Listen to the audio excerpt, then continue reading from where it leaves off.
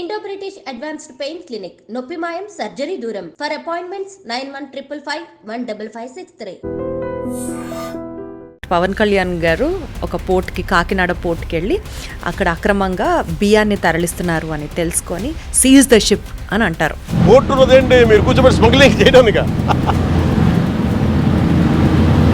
Seize the ship. Reality ఎలా ఉంటుందంటే ఇప్పుడు నేను ఆయిల్ ట్యాంకర్లో ఎక్కువ వర్క్ చేస్తాను కదా, మా షిప్పింగ్లో ఎలా జరుగుతుంది ఇల్లీగల్ యాక్టివిటీస్.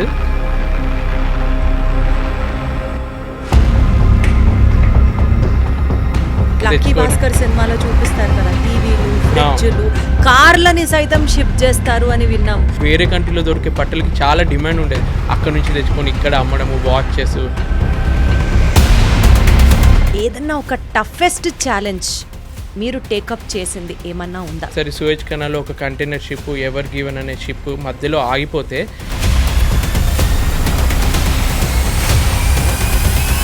ఒకవేళ ఆ రోజు మీ టీం అంతా కలిసి ఆ పని చేసుండకపోతే కాన్సిక్వెన్సెస్ ఎలా ఉండేవి? 3 లక్షల టన్నుల ఆయిల్ని క్యారీ చేసే షిప్ వాళ్ళకి ఒక్క నిమిషంకి కూడా ఒక రేట్ అనేది ఉంటుంది.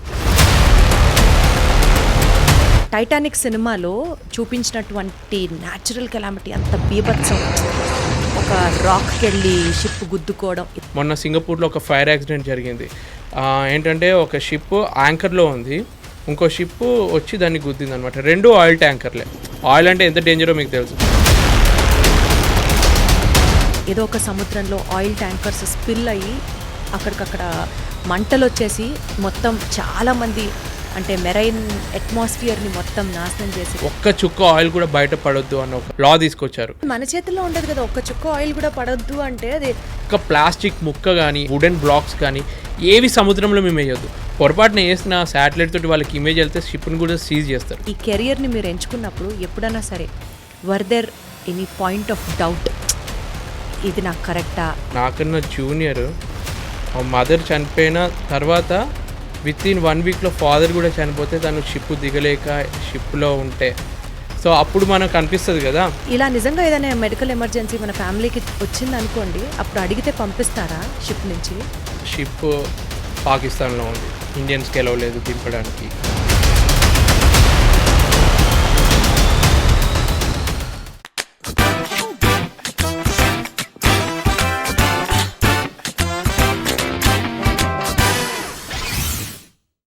హలో ఎవ్రీబడి, అందరికీ నమస్కారం. Welcome to deep talks with Deepti. ఒక డాక్టర్ యూనిఫామ్ ఏంటి అంటే తెల్లకోట అని చెప్పేస్తాం. ఆ తెల్లకోట వేసుకొని ఒక డాక్టర్ నడిచొస్తూ ఉంటే తెలియకుండానే 2 చేతులు ఆయనకి దండం పెట్టాలనిపిస్తుంది.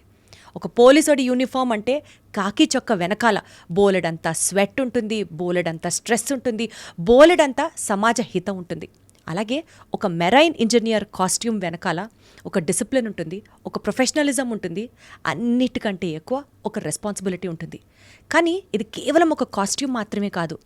ఆ షిప్లో వెళ్తున్న వాళ్ళ మెషిన్స్కి సంబంధించి మానవ ప్రాణాల దాకా సేఫ్టీ, ఎఫికసీ అండ్ అన్నిటికంటే ఎక్కువ ఎన్నో లైవ్స్ని ట్రాన్స్పోర్ట్ చేస్తున్నాము అన్న ఒక బీభత్సమైన బరువుతో కూడిన బాధ్యత ఉంటుంది. వీటన్నిటి కలయికే is the role of a marine engineer. ఈరోజు మన పాడ్కాస్ట్ షోలో we have a special guest for the show today and he's none other than marine ఇంజనీర్గా మర్చెంట్ నేవీకి సంబంధించి మేము ఇంట్రడ్యూస్ చేయాలా, ఒక పాపులర్ యూట్యూబర్ అని చెప్పాలో తెలియదు, కానీ మొత్తానికి మన మనిషి అనుకునేటువంటి రాజశేఖర్ గారు మనతో ఉన్నారు. Hello Rajasekhar garu. Hello, thanks for the best introduction. You like it? Yes. Thank you so much. ఎలా ఉన్నారు? సూపర్. Wonderful wonderful. మీ ఇంటర్వ్యూస్ నేను గతంలో చూసినప్పుడు అసలు ఈయన భలే ఉన్నారే, యూట్యూబ్ మేనేజ్ చేస్తారు, మెరైన్ ఇంజనీర్గా మీ రెస్పాన్సిబిలిటీ హ్యాండిల్ చేస్తారు అని చాలా గొప్పగా అనుకునేదాన్ని. ఈరోజు మిమ్మల్నే నేను ఇంటర్వ్యూ చేయడం, ఇట్ ఈస్ లైక్ రియల్లీ నాకు చాలా మంచిగా అనిపిస్తోంది. సో నాకు కూడా సేమ్ ఫీలింగ్. నేను అప్పుడు బిగ్ బాస్ నుంచి TV9 నుంచి వెళ్ళి ఫాలో అవుతున్నాను. సో మీరు నన్ను ఇంటర్వ్యూ చేయడం కూడా చాలా హ్యాపీ మూమెంట్ నాకు. Thank you so much. To start with అండి, మెరైన్ ఇంజనీర్గా అసలు మీ కెరియర్ని మీరు ఎలా చూస్ చేసుకున్నారు? How did it all start with?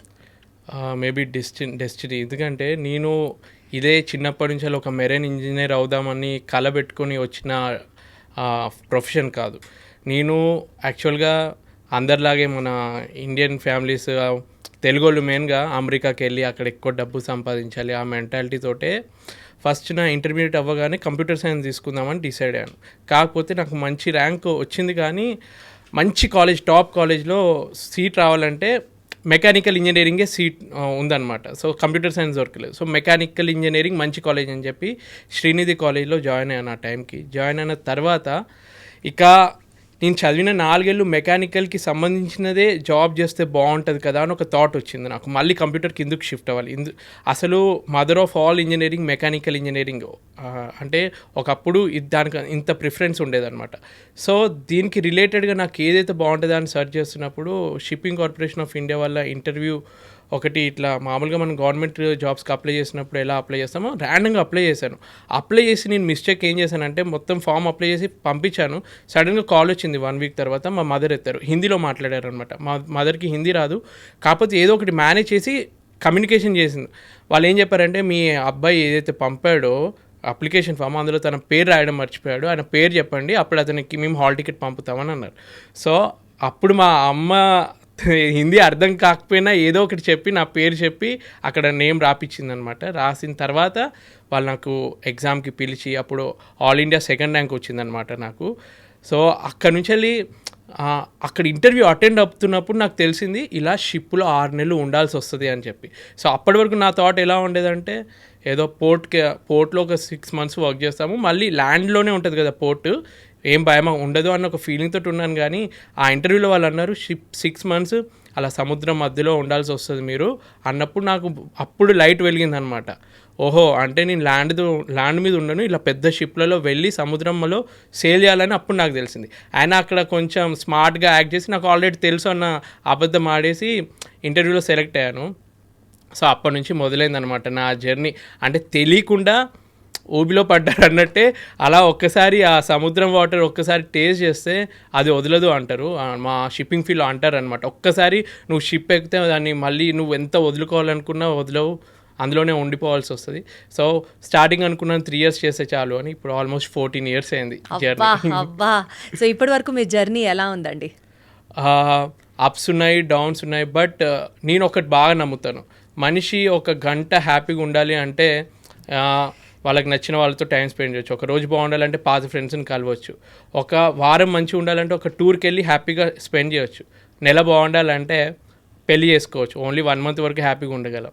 కాకపోతే లైఫ్ లాంగ్ మనం హ్యాపీగా ఉండాలి అంటే మనకి నచ్చిన పని, ఒక యూనిక్ పని, అందరూ గుర్తించే పని, మనకి సాటిస్ఫాక్షన్ ఇచ్చే పని చేసే వాళ్ళు ఉంటారు చూడు, వాళ్ళు లైఫ్ లాంగ్ హ్యాపీగా ఉంటారు. సో ఒక విధంగా చెప్పాలంటే అటువంటి ఒక యూనిక్ ప్రొఫెషన్ నాకు దేవుడు కల్పించాడు. ఎవరికి దొరకని ఒక అవకాశం ఇచ్చినందుకు I feel very happy. So as Rajasekhar గారు చాలా హ్యాపీగా ఉన్నారు అని అయితే నేను అర్థం చేసుకుంటున్నాను. బికాజ్ మీకు నచ్చిన పని, యూనిక్ పని, మీరు చెప్పిన అన్ని క్వాలిఫికేషన్స్తో కూడిన పని మీరు చేస్తున్నారు కాబట్టి. ఎస్, ఓకే, మీరు హ్యాపీగా ఉన్నారు. I can understand that and sense your in your eyes as well. అయితే సముద్రంలో మీ జాబ్, ఓకే, మీరు సముద్రంలో ఉన్నప్పుడు, మీరు మీ జాబ్లో ఉన్నప్పుడు ఏదన్నా ఒక టఫెస్ట్ ఛాలెంజ్ మీరు టేకప్ చేసింది ఏమన్నా ఉందా? మీరు చూసింది అంటే డెఫినెట్లీ 1-2 కాదు, యూ మస్ట్ హ్యావ్ ఈ 14 years జర్నీలో definitely you must have encountered many toughest challenges. నిజంగా ఈ ప్రొఫెషన్ ఇంత టఫ్ ఉంటుందా, ఇంత ఛాలెంజింగ్ ఉంటుందా అని మేము అర్థం చేసుకోవడానికి అడుగుతున్నాం మిమ్మల్ని ప్రశ్న. ఇప్పుడు టఫెస్ట్ ఛాలెంజ్ అంటే 2 విధాలుగా ఆన్సర్ చేయొచ్చు. ఒకటి మొత్తం ప్రొఫెషన్కి రిలేటెడ్, ఇంకొకటి అందులో పనిచేస్తున్న మనుషుల సైకాలజీని బట్టి, అంటే వాళ్ళు పర్సనల్గా ఏదైనా ప్రాబ్లంలో ఉన్నప్పుడు ఆ సొల్యూషన్ ఫైండ్ అవుట్ చేయడం. ఈ 2 విషయాల్లో ఫస్ట్ది ప్రొఫెషనల్గా ఏంటంటే, షిప్ ఒక కంజెస్టెడ్ ఇంపార్టెంట్ ప్లేస్లో వెళ్తుంది. షిప్కి ఇంపార్టెంట్ అంటే నియరెస్ట్ పోర్ట్ దగ్గరికి వెళ్ళినప్పుడు కానీ, సూయేజ్ కెనాల్ క్రాస్ చేస్తున్నప్పుడు కానీ చాలా జాగ్రత్తగా ఉండాలి. ఒకవేళ మీకు తెలిసే ఉండొచ్చు, ఒకసారి సూయేజ్ కెనాల్లో ఒక కంటైనర్ షిప్, ఎవర్ గివెన్ అనే షిప్ మధ్యలో ఆగిపోతే ఆల్మోస్ట్ ట్రాఫిక్ జామ్ అయినట్టు ఆగి ప్రపంచంలో ఆల్మోస్ట్ ట్రేడ్ అంతా నిలిచిపోయిందనమాట. సో అటువంటి కొన్ని ఇంపార్టెంట్ పోర్ట్స్లో సడన్గా షిప్లో ఉన్న ఇంజన్కి ఏదైనా ప్రాబ్లం వస్తే అది అప్పటికప్పుడు సాల్వ్ చేయాలి. అలాంటి ఒక సిచ్యువేషన్ ఒక పోర్ట్కి రీచ్ అవుతున్నప్పుడు పక్కన కొన్ని షిప్పులు ఉన్నాయన్నమాట. సో అటువంటి సిచ్యువేషన్లో ఏంటంటే, షిప్ ఇంజన్కి ప్రాబ్లం వచ్చిందంటే అది ఆగిపోతుంది షిప్. అది మొత్తము ఆ వాటర్ అలలకి ఒక ప్లేస్లో ఉండదు, అటు ఇటు వెళ్తూ ఉంటుంది. పక్కనున్న షిప్ గుద్దుకునే ఛాన్స్ ఉంటుంది, లేదంటే దగ్గరలో ల్యాండ్ ఉంటే అక్కడ గ్రౌండింగ్ అయ్యే ప్రమాదం ఉంటుంది అనమాట. సో అటువంటి సిచ్యువేషన్ ఒకసారి వచ్చినప్పుడు, సో షిప్లో మా ఇంజన్ డిపార్ట్మెంట్లో ఒక 10 మంది ఉంటామనుకోండి, 10 మందితోటి 3 గంటలు ప్రాబ్లం క్లియర్ చేయొచ్చు. అప్పుడు 3 అవర్స్ కూడా లేదు, విత్ ఇన్ 1 అవర్లో ఆ ప్రాబ్లమ్ని సాల్వ్ చేయాల్సి వచ్చింది. అంటే ఇంజన్లో మెయింటెనెన్స్ చేయాల్సి వచ్చింది, ఒక బ్రేక్ డౌన్ వచ్చింది. సో అప్పుడు ఏం చేసామంటే, మాది ఇంజన్ డిపార్ట్మెంట్, సో షిప్లో డెక్ డిపార్ట్మెంట్ అని కూడా ఉంటుంది. సో 10 ప్లస్ వాళ్ళు ఒక 11 మెంబర్స్, వాళ్ళ హెల్ప్ కూడా తీసుకొని, చీఫ్ కుక్ ఇంకా జిఎస్ అని ఇద్దరు ఉంటారనమాట, అంటే ఫుడ్ డిపార్ట్మెంట్ వాళ్ళు, వాళ్ళ హెల్ప్ కూడా తీసుకొని అందరు మీరు రావాల్సిందే, ఎమర్జెన్సీ సిచ్యువేషన్ అని చెప్పి ఆ టైంలో ఆ ప్రాబ్లమ్ని మేము ఒక టీం వర్క్ లాగా సాల్వ్ చేసి షిప్ని 1 అవర్లో రెడీ చేసాము. అటువంటి సిచ్యువేషన్స్ ఒక టీం వర్క్ తోటి మనం తొందరగా చేయొచ్చు అని ప్రాక్టికల్గా తెలుసుకున్నాను. అంటే నేను ఒక్కనే గొప్ప చేశాను అనట్లేదు, మా టీం మొత్తం కష్టపడి. ఒకవేళ ఆ రోజు మీ టీం అంతా కలిసి ఆ పని చేసుండకపోతే కాన్సిక్వెన్సెస్ ఎలా ఉండేవి? చాలా పెద్ద కాన్సిక్వెన్సెస్ ఉంటాయి. అంటే ఒకవేళ వెళ్ళలేకపోయింది అనుకో, షిప్ నడవలేదు అనుకో, అది మెల్లమెల్లగా డ్రిఫ్టింగ్ అయ్యి పక్కనున్న ల్యాండ్కి కింద మట్టిలో అది ఇరుక్కుపోతే గ్రౌండింగ్ అని అంటారు అనమాట. అది ఇరుక్కుపోతే మళ్ళీ దాన్ని లాగడం కష్టం, అక్కడే ఉండిపోతుంది. మళ్ళీ పెద్ద పెద్ద టగ్గులు తీసుకొచ్చి అది ఆగిపోతే వెనకాల ఉన్న షిప్పులు కానీ అటు నుంచి వచ్చే షిప్పులు కానీ డైవర్ట్ అవ్వడం కష్టం అవుతుంది. అటువంటి కొన్ని ఉంటాయన్నమాట. ఇంకా కమర్షియల్ లాస్ కూడా ఎక్కువ ఉంటుంది. ఒక షిప్లో ఇప్పుడు నేను వర్క్ చేసే ఆయిల్ ట్యాంకర్ VLCC అని అంటారు, 3 లక్షల టన్నుల ఆయిల్, 1 టన్ అంటేనే 1000 కేజీలు ఉంటుంది. అటువంటిది 3 లక్షల టన్నుల ఆయిల్ని క్యారీ చేసే షిప్, వాళ్ళకి ఒక్క నిమిషంకి కూడా ఒక రేట్ అనేది ఉంటుంది. ఒక్క రోజుకి ఒక $80,000 రెంట్ కడతారు వాళ్ళు షిప్కి. ఒక గంట ఆగిపోయినా కానీ వాళ్ళకి హెవీ లాసే కదా, వీళ్ళు అనుకున్న టైంకి అది రీచ్ అవ్వాలి. సో మా మెయిన్ పని ఏముంటుందంటే, ఆ గూడ్స్ ఏదైతే మేము ట్రాన్స్పోర్ట్ చేస్తున్నామో ఈ పోర్ట్ నుంచి ఆ పోర్ట్కి అనుకున్న టైంకి రీచ్ అయ్యేలాగా, సేఫ్గా రీచ్ అయ్యేలాగా చేయడం అనమాట. సో అది అంటే ప్రొఫెషనల్గా వైజ్గా నేను తీసుకుంటే వన్ ఆఫ్ ది ఛాలెంజెస్. ఇలాంటి ప్రతి ఒక్క మెరైన్ ఇంజనీర్ షిప్లో వర్క్ చేస్తున్న వాళ్ళు ఫేస్ చేసే ఉంటారు, బట్ ఆ టైంకి చాలా టఫ్ అనిపిస్తుంది. 100%. అయితే ఇలాంటి సిచ్యువేషన్స్లోని ఒక మెరైన్ ఇంజనీర్గా ఒక షిప్లో మీరు ఉన్నప్పుడు మీరు తీసుకున్న ఒక అద్భుతమైన డెసిషన్ వల్ల, ఒక టైమ్లీ, ఒక ఇన్స్టంటేనియస్ డెసిషన్ వల్ల షిప్ సేఫ్టీ ఎన్ష్యూర్ అయ్యి చాలామంది ప్రాణాలు నిలిచాయి, అదొక సాటిస్ఫాక్షన్ ఉంటుంది చూసారా. డెఫినెట్లీ ఈ డెసిషన్ నేను ఈ టైంకి తీసుకొని ఉండకపోతే షిప్ కొలాప్స్ అయిపోయేది అన్న సందర్భం మీ కెరియర్లో మీకు ఏమైనా ఎదురైందా? అంటే all the pride, all the efforts goes to you అన్నట్టు టైమ్లీ డెసిషన్ బై రాజశేఖర్ తీసుకున్నారా? అట్లాంటి సందర్భం ఏమైనా వచ్చిందా? స్పెషల్గా నేననే కాదు, యాక్చువల్గా ఇటువంటి మేజర్ డెసిషన్స్ అన్నీ షిప్లో క్యాప్టెన్ తీసుకుంటారనమాట. సో క్యాప్టెన్ అయినా కానీ he's the head of the ship, మొత్తం కంట్రోల్ తన మీద ఉంటుంది. కాకపోతే తను మా మీద డిపెండ్ ఎప్పుడు అవుతారంటే, టెక్నికల్గా ఇంజన్కి సంబంధించి, మిషనరీకి సంబంధించి తను హ్యాండిల్ చేయలేడు. ఏదున్నా కానీ ప్రాబ్లం ఇది, ఇప్పుడు ఒక షిప్ ఉంది, యాంకర్లో ఉంది, కాకపోతే ఒకేసారి సైక్లోన్ వచ్చింది, అక్కడ నుంచి వెళ్ళి దాన్ని యాంకర్ని ఎత్తి వెంటనే ఇంకో ప్లేస్కి వెళ్ళాలి, లేదంటే ఆ సిచ్యువేషన్ అవుట్ ఆఫ్ కంట్రోల్ అయిపోయి పొల్యూషన్ అయ్యే ఛాన్స్ ఉండొచ్చు, ఏదైనా అయ్యే ఛాన్స్ ఉండొచ్చు అని క్యాప్టెన్ వెంటనే సడన్గా ప్రకృతిలో ఏం జరుగుతుందో మనకు తెలియదు, సైక్లోన్ వస్తుంది అంటే అతను డైరెక్ట్ మాకు చెప్తాడు. సో ఆ టైంకి మేము మెషినరీని తొందరగా రెడీ చేయడము, ఇటువంటి చిన్న చిన్న ఛాలెంజెస్. ఒకసారి ఏం జరిగిందంటే, ఇప్పుడు మీకు తెలిసే ఉంటుంది, కొన్ని దేశాలలో పేద దేశం నుంచి వెళ్ళి దగ్గరలో ఉన్న వేరే దేశానికి వెళ్ళడానికి వలసకి చాలామంది వెళ్తారు. అలాంటి సిచ్యువేషన్లో ఒకసారి మా షిప్ ఒక ఎమర్జెన్సీ కాల్ వచ్చింది. వాళ్ళు ఏమన్నారంటే, మా షిప్లో అరౌండ్ మేము 200 మెంబర్స్ ఉన్నాము, మా దగ్గర ఉన్న ఫుడ్ అయిపోయింది, మీరు ఫుడ్ ఇవ్వలేకపోతే మా ప్రాణాలు కూడా ఛాన్స్ ఉన్నాయి, ఆల్రెడీ 1 వీక్ నుంచి ఏం తినలేదు అని ఒక ఎమర్జెన్సీ మెసేజ్ వచ్చింది. సో అక్కడ వాళ్ళైతే ఏదైతే కమ్యూనికేషన్ చేసిందో అదొక కోఆర్డినేషన్ సెంటర్కి వెళ్తారు అనమాట. సో వాళ్ళు మా షిప్ క్యాప్టెన్కి మెసేజ్ పెట్టారు, మీ షిప్ వాళ్ళు ఏదైతే మెసేజ్ పెట్టినో దాని దగ్గరలోనే ఉంది, మీరు కొంచెం వెతికి ఆ షిప్ కోఆర్డినేట్స్ వాళ్ళు ఇస్తారనమాట, లొకేషన్ని వెతికి మీరు ఫుడ్ ఇవ్వండి అని. అంటే విత్ ఇన్ నాకు తెలిసి 1 అవర్లో షిప్లో మాకు 1 రోజులకు సంబంధించిన ఫుడ్ ఉంటే దాంట్లో మేము ఒక 10 రోజులకి సంబంధించిన ఫుడ్ పెట్టుకొని మిగిలిన 20 రోజులకు సంబంధించిన ఫుడ్ని అంతా ప్యాక్ చేసి విత్ ఇన్ 1 అవర్ అందరు కలిసి ప్యాక్ చేసి. ఇక్కడ డిఫికల్టీ ఏంటంటే, మేము అనుకున్న రూట్లో షిప్ డైవర్ట్ చేయాలి వాళ్ళని వెతకడానికి. బయట వ్యక్తులందరూ ఆ బైనాక్యులర్స్ పెట్టుకొని పొజిషన్ వాళ్ళు ఒకటి చెప్తారు, కానీ సముద్రంలో మన రోడ్లో అయితే ఎగ్జాక్ట్ పొజిషన్ చెప్తే మనం అక్కడికి వెళ్ళొచ్చు. షిప్లో సముద్రంలో ఎలా ఉంటుందంటే, ఆ పొజిషన్కి వెళ్ళిన తర్వాత ఆ బోట్ అక్కడ ఉండదు, అది కూడా డ్రిఫ్ట్ అవుతూ వేరే పొజిషన్కి వెళ్ళిపోతాయి. మళ్ళీ అక్కడి నుంచి వాళ్ళని ఇంకొంచెం వెతుకుతూ ఉండాలన్నమాట. అదృష్టం కొద్దీ వాళ్ళని మేము అనుకున్న పొజిషన్కి వెళ్ళిన తర్వాత కూడా దొరకకపోతే ఒక 2 గంటలు ఇంక ఎక్స్ట్రా వెతికి తర్వాత వాళ్ళు దూరం నుంచి కనిపిస్తే ఏదైతే మేము ఫుడ్ అంతా ప్యాక్ చేసింది ఉందో ఆ ఫుడ్ అంతా వాళ్ళకి క్రెయిన్ తోటి వాళ్ళతోటి పాస్ చేస్తే ఒక తెలియని హ్యాపీనెస్ అనమాట. ఇప్పుడు 100% అసలు మనము బాగా ఆకలితో ఉన్న వాళ్ళకి ఒక చిన్న ఫ్రూట్ ఇచ్చినా వాళ్ళకి ఎంత హ్యాపీనెస్ ఉంటుందో దానికన్నా ఎక్కువ మనకి హ్యాపీనెస్ వస్తుంది. అబ్బా వాళ్ళ ఆకలి తీర్చాము అని చెప్పి. సో దోస్ మూమెంట్స్, ఇది ప్రొఫెషనల్గా గొప్ప మూమెంట్ కాకపోయినా కానీ మనకి సైకలాజికల్గా మైండ్కి చాలా హ్యాపీనెస్ ఇచ్చే మూమెంట్ అంటే అది 100% ఇది ప్రొఫెషనల్గా కూడా చాలా గొప్ప మూమెంట్. ఎందుకంటే ఒక ప్రొఫెషన్లో ఉంటున్నప్పుడు ఇతరులకి లైఫ్ సేవ్ చేసే లాంటి గొప్ప ఆపర్చునిటీ కల్పించడం దొరకడం అనేది that is really a blessed opportunity. నేను అలాగే ఫీల్ అవుతాను.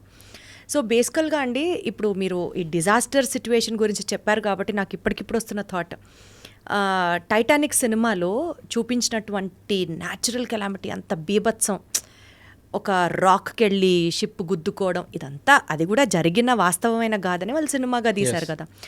ఇలాంటి సినిమాటిక్ ఎక్స్పీరియన్సెస్ అని కాదు, బట్ నిజ జీవితంలో కూడా మీరు ఎప్పుడైనా ఎన్కౌంటర్ చేశారా మీ షిప్లో when you are travelling on the sea? అదృష్టం కొద్దీ ఆ సిచ్యువేషన్ నాకు రాలేదు. ఎందుకంటే అటువంటి సిచ్యువేషన్ వస్తే అంటే అలా జరిగినా కూడా సర్వైవ్ అయిన సిచ్యువేషన్ అంత భయంకరంగా ఎప్పుడన్నా ఎన్కౌంటర్ చేశారా ఇస్ వాట్ ఐ మెంట్. నేను పర్సనల్గా ఎక్స్పీరియన్స్ కాలేదు, కానీ మా ఫ్రెండ్స్ ఎక్స్పీరియన్స్ అయినవి అవన్నీ విని నాకు అనిపించింది కొంచెం నేను లక్ ఎక్కువ ఉంది అనుకుంటా. నాకు అంటే అటువంటి డేంజరస్ సిచ్యువేషన్ ఎక్స్పీరియన్స్ అవ్వలేదు. బట్ ఇప్పటికీ ఆ టైటానిక్ అనేది మనకి ఎందుకంత ఫేమస్ అయిందంటే అప్పటికి ప్రపంచంలో అన్సింకబుల్ షిప్ అని చెప్పి టైటానిక్ని వాళ్ళు పబ్లిసిటీ చేసి స్టార్ట్ చేశారు షిప్ని. ది అన్సింకబుల్ అంటే ఈ షిప్ మునగదు అన్న ఒక అడ్వర్టైజ్మెంట్తో స్టార్ట్ చేసినా కానీ అది మునిగింది. అక్కడ ఎన్నో ఉన్నాయి మిస్టేక్స్. అంటే ఆ టైంలో మనకేంటంటే ఏమన్నా ఉన్న ఐస్ బాక్స్ ఉన్న అవన్నీ మనకు జీపీఎస్లో రడార్లో కనిపించేవి కాదనమాట. ఇప్పుడు టెక్నాలజీ పెరిగింది కాబట్టి సముద్రం లోపల ఏమున్నాయి, కేబుల్స్ ఏమైనా ఉన్నాయా, ఫిషింగ్ నెట్లు ఏమైనా ఉన్నాయా అన్నీ తెలుస్తున్నాయి ఈ టైంకి. ఆ టైంలో అంత టెక్నాలజీ లేదు. అప్పుడంతా మాన్యువల్గా చెక్ చేయడము, బైనాక్యులర్స్ పెట్టుకొని దూరం లేదన్నా ఉందా చూడడము. సో ఆ రోజు రాత్రి వాచ్ చేస్తున్న వాళ్ళు కొంచెం జాగ్రత్తగా ఉండుంటే వాళ్ళు ఏం చేసిందంటే బైనాక్యులర్స్ ఏదైతే ఉంటుందో ఒక డ్యూటీ చేసే ఆఫీసర్ ఇంకో డ్యూటీ ఆఫీసర్కి ఆ కీ ఇవ్వాల్సింది ఇవ్వడం మర్చిపోయాడు. సో బైనాక్యులర్ కీ ఉంటే కనుక ఆయన కూడా చూసి కొంచెం చేసేటోడేమో. అంటే ఒక సీక్వెన్స్ ఆఫ్ ఈవెంట్స్ వల్ల ఆ డిజాస్టర్ జరిగింది. బట్ ఈ కాలంలో ఇప్పుడు కూడా ఎన్నో షిప్స్ ఇలా జరుగుతాయి. ఇప్పుడు మీరు పెద్ద పెద్ద క్రూజ్ షిప్స్ మధ్య మధ్యలో వింటూ ఉంటారు, షిప్ మునిగిపోయింది, ప్రయాణికులందరూ సేఫ్గా బయటకు వచ్చారు, కెప్టెన్ కూడా వాళ్ళని సేవ్ చేశాడు. ఇప్పటికీ ఆయిల్ పొల్యూషన్ జరిగి కొన్ని కంట్రీస్లో ఎలా మొన్న సింగపూర్లో ఒక ఫైర్ యాక్సిడెంట్ జరిగింది. ఏంటంటే ఒక షిప్ యాంకర్లో ఉంది, ఇంకో షిప్ వచ్చి దాన్ని గుద్దింది అనమాట. 2 ఆయిల్ ట్యాంకర్లే. ఆయిల్ అంటే ఎంత డేంజరో మీకు తెలుసు. అది మొత్తం కాలిపోయింది అనమాట. చాలా పొల్యూషన్ అయింది.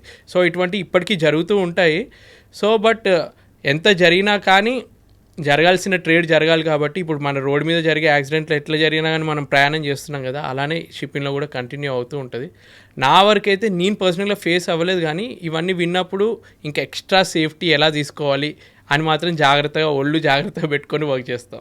ఎస్ అయితేనండి, యూజువల్గా సీ సిక్నెస్ అని మనం వింటుంటాం కాబట్టి మెరైన్ ఇంజనీర్గా సముద్రంలో ఉండాల్సిన వ్యక్తిగా మీ మెంటల్ అండ్ ఎమోషనల్ స్ట్రెంగ్త్స్ గురించి కొంతసేపు మాట్లాడుకుందాము.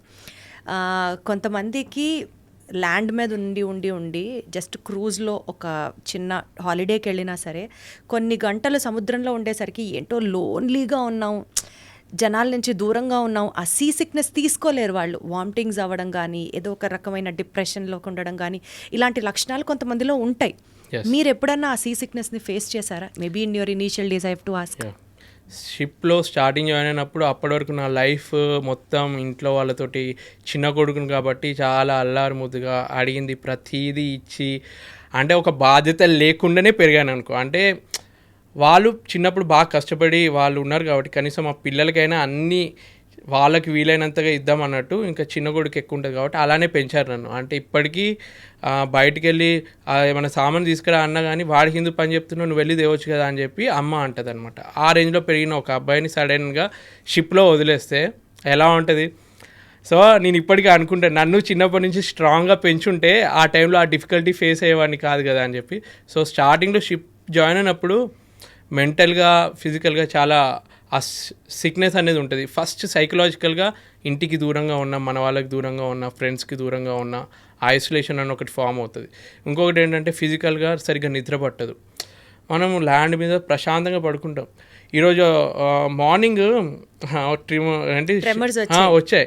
నాకు ఒక్కడికి అర్థమైంది, ఎందుకంటే షిప్లో కూడా అలానే ఊగుతూ ఉన్నప్పుడు నాకు తెలుస్తుంది. ఇక్కడ ఈమెకు చెప్తే ఈమన్నది నీకు షిప్లో ఉండి అలవాటు అయిపోయింది, ఇక్కడ కూడా ల్యాండ్ ఊగుతున్నట్టు అట్లేం జరగలేదు అన్నది. తర్వాత న్యూస్లో చూసా, 1 అవర్లో వచ్చింది ఆ న్యూస్, ఎర్త్క్వేక్ టైప్ వచ్చింది అని చెప్పి. సో అంటే నాకు అన్నీ తెలుస్తాయని ఒక ఫీలింగ్ వచ్చింది. సో షిప్లో అలాంటిది ఎప్పుడు జరుగుతూనే ఉంటుంది. ఒకవేళ ఏమి జరగకుండా ఉందంటే ఇంకా నేను నిద్రలేస్తా. అలా ఊగుతూ ఉన్నప్పుడే నిద్ర సరిగ్గా పట్టుద్ది మాకు, ఎందుకంటే ఆ ఫ్లో అలా ఉంటుంది. సో స్టార్టింగ్లో ఎలా ఉంటుంది అంటే ఒకేసారి ఆ డిస్టర్బెన్స్, ఇంజన్ సౌండ్ కొంచెం వినిపిస్తుంది, అలల సౌండ్, గాలి సౌండ్. మీరు సినిమాలలో చూస్తే దయాల సినిమాలు చూస్తే ఒక సౌండ్ వస్తుంది చూడు, అలానే స్టార్టింగ్లో షిప్ ఎక్కినప్పుడు ఏదేదో సౌండ్స్ వస్తాయి. పక్కనంతా సముద్రం, గాలి సౌండ్కి చెప్పలేని భయంకరమైన సౌండ్స్ వింటాము. సో అవన్నిటికీ 1 మంత్ పట్టింది. ప్రతి ఒక్కరికి కొంచెం స్టార్టింగ్లో అది ఉంటుంది అనమాట. తర్వాత ఇప్పుడు ఎలా అయిందంటే కొత్తగా వచ్చిన వాళ్ళకి ధైర్యం చెప్తాం అన్నమాట. ఇవన్నీ కామనే, మీకు అలవాటు అయిపోతుంది. ఒక్కసారి మీరు 1 మంత్ అలవాటు చేసుకోండి, అంత నార్మల్ అయిపోతుందని ధైర్యం ఇవ్వగలను. 24 అవర్స్లో షిప్లో మీరు అసలు ఏం చేస్తారు చెప్పండి? House your day on the ship? So morning నేను ఒక 6:30కి లేస్తాను. 6:30 to 7 వరకు మామూలుగా రెగ్యులర్ బ్రష్ చేయడము అవన్నీ ఫ్రెష్ అప్ అయ్యి, తర్వాత 7కి బ్రేక్ఫాస్ట్కి వెళ్ళి 7:15 వరకు అలా బ్రేక్ఫాస్ట్ చేసుకొని తర్వాత మా ఇంజన్ డిపార్ట్మెంట్కి వెళ్తాను అనమాట. ఈసీఆర్ అంటారు, ఇంజన్ కంట్రోల్ రూమ్ అని ఉంటుంది. సో కిందికి వెళ్ళి ఒక మీటింగ్ టైప్ ఒక 20 minutes మీటింగ్ చేసుకుంటాం. ఈరోజు ఈ వర్క్ అనుకుంటున్నాము, అంటే లంచ్ ముందు ఈ వర్క్ ఒకటి కంప్లీట్ చేద్దాం, లంచ్ తర్వాత ఈ టీం ఈ వర్క్ చేయాలని వర్క్ అంతా డిస్ట్రిబ్యూట్ చేస్తాం. టూల్ బాక్స్ మీటింగ్ అని అంటాం. ఆ వర్క్ మధ్యలో బ్రేక్ టైం కూడా ఇస్తామన్నమాట. ఎందుకంటే ఎంతసేపు మనం 3 hours వర్క్ చేయలేం కదా, మధ్యలో బ్రేక్ ఉంటేనే వాళ్ళు హ్యాపీగా ఉంటారు. కాబట్టి వాళ్ళకి బ్రేక్ ఇచ్చి మధ్యలో ఆ బ్రేక్ అయిపోతే 5 o'clockకి 5:30కి వర్క్ అయిపోతుంది. నేను చెప్పేది ఇంజన్ డిపార్ట్మెంట్ గురించి, నా వర్క్ నేను చేసేది. సో నేను సెకండ్ ఇంజనీర్ అంటారు నన్ను. నా షిప్కి ఎలా అంటే చీఫ్ ఇంజనీర్, మా ఇంజన్ డిపార్ట్మెంట్కి chief engineer first, second engineer. ఈ సెకండ్ ఇంజనీర్కి చీఫ్ ఇంజనీర్ ఈరోజు నాకు ఈ వర్క్ కావాలి, ఇవి అయిపోవాలి అని అంటాడు. సో నేను ఆ వర్క్ ఆయన చెప్పిన దాన్ని బట్టి ఇంకా నాకు తెలిసిన వర్క్ ఏదైనా ఇంపార్టెంట్ అంటే అవన్నీ నేను కింద వాళ్ళకి డిస్ట్రిబ్యూట్ చేసి వాళ్ళకి హెల్ప్ కావాలన్నప్పుడు సూపర్వైజ్ చేయడం నా వర్క్ అనమాట. సో అలా చేసి 5:30కి వర్క్ అయిపోయింది అనుకో. తర్వాత ఏంటంటే ఒకవేళ ఆ షిప్లో అట్మాస్ఫియర్ బాగుండి బయట క్లైమేట్ బాగుంది అంటే క్రికెట్ ఆడడానికి వెళ్ళడము, లేదంటే టేబుల్ టెన్నిస్ ఆడడము, అలా ఒక 1/2 hour అలా టైం స్పెండ్ చేసి తర్వాత డిన్నర్ చేస్తాం. మధ్యలో 12 to 1 లంచ్ అయిపోయింది. ఇప్పుడు ఏదైతే మేము 5 to 6 క్రికెట్ కానీ ఏదైనా గేమ్ ఆడిన తర్వాత డిన్నర్ చేసేస్తాం.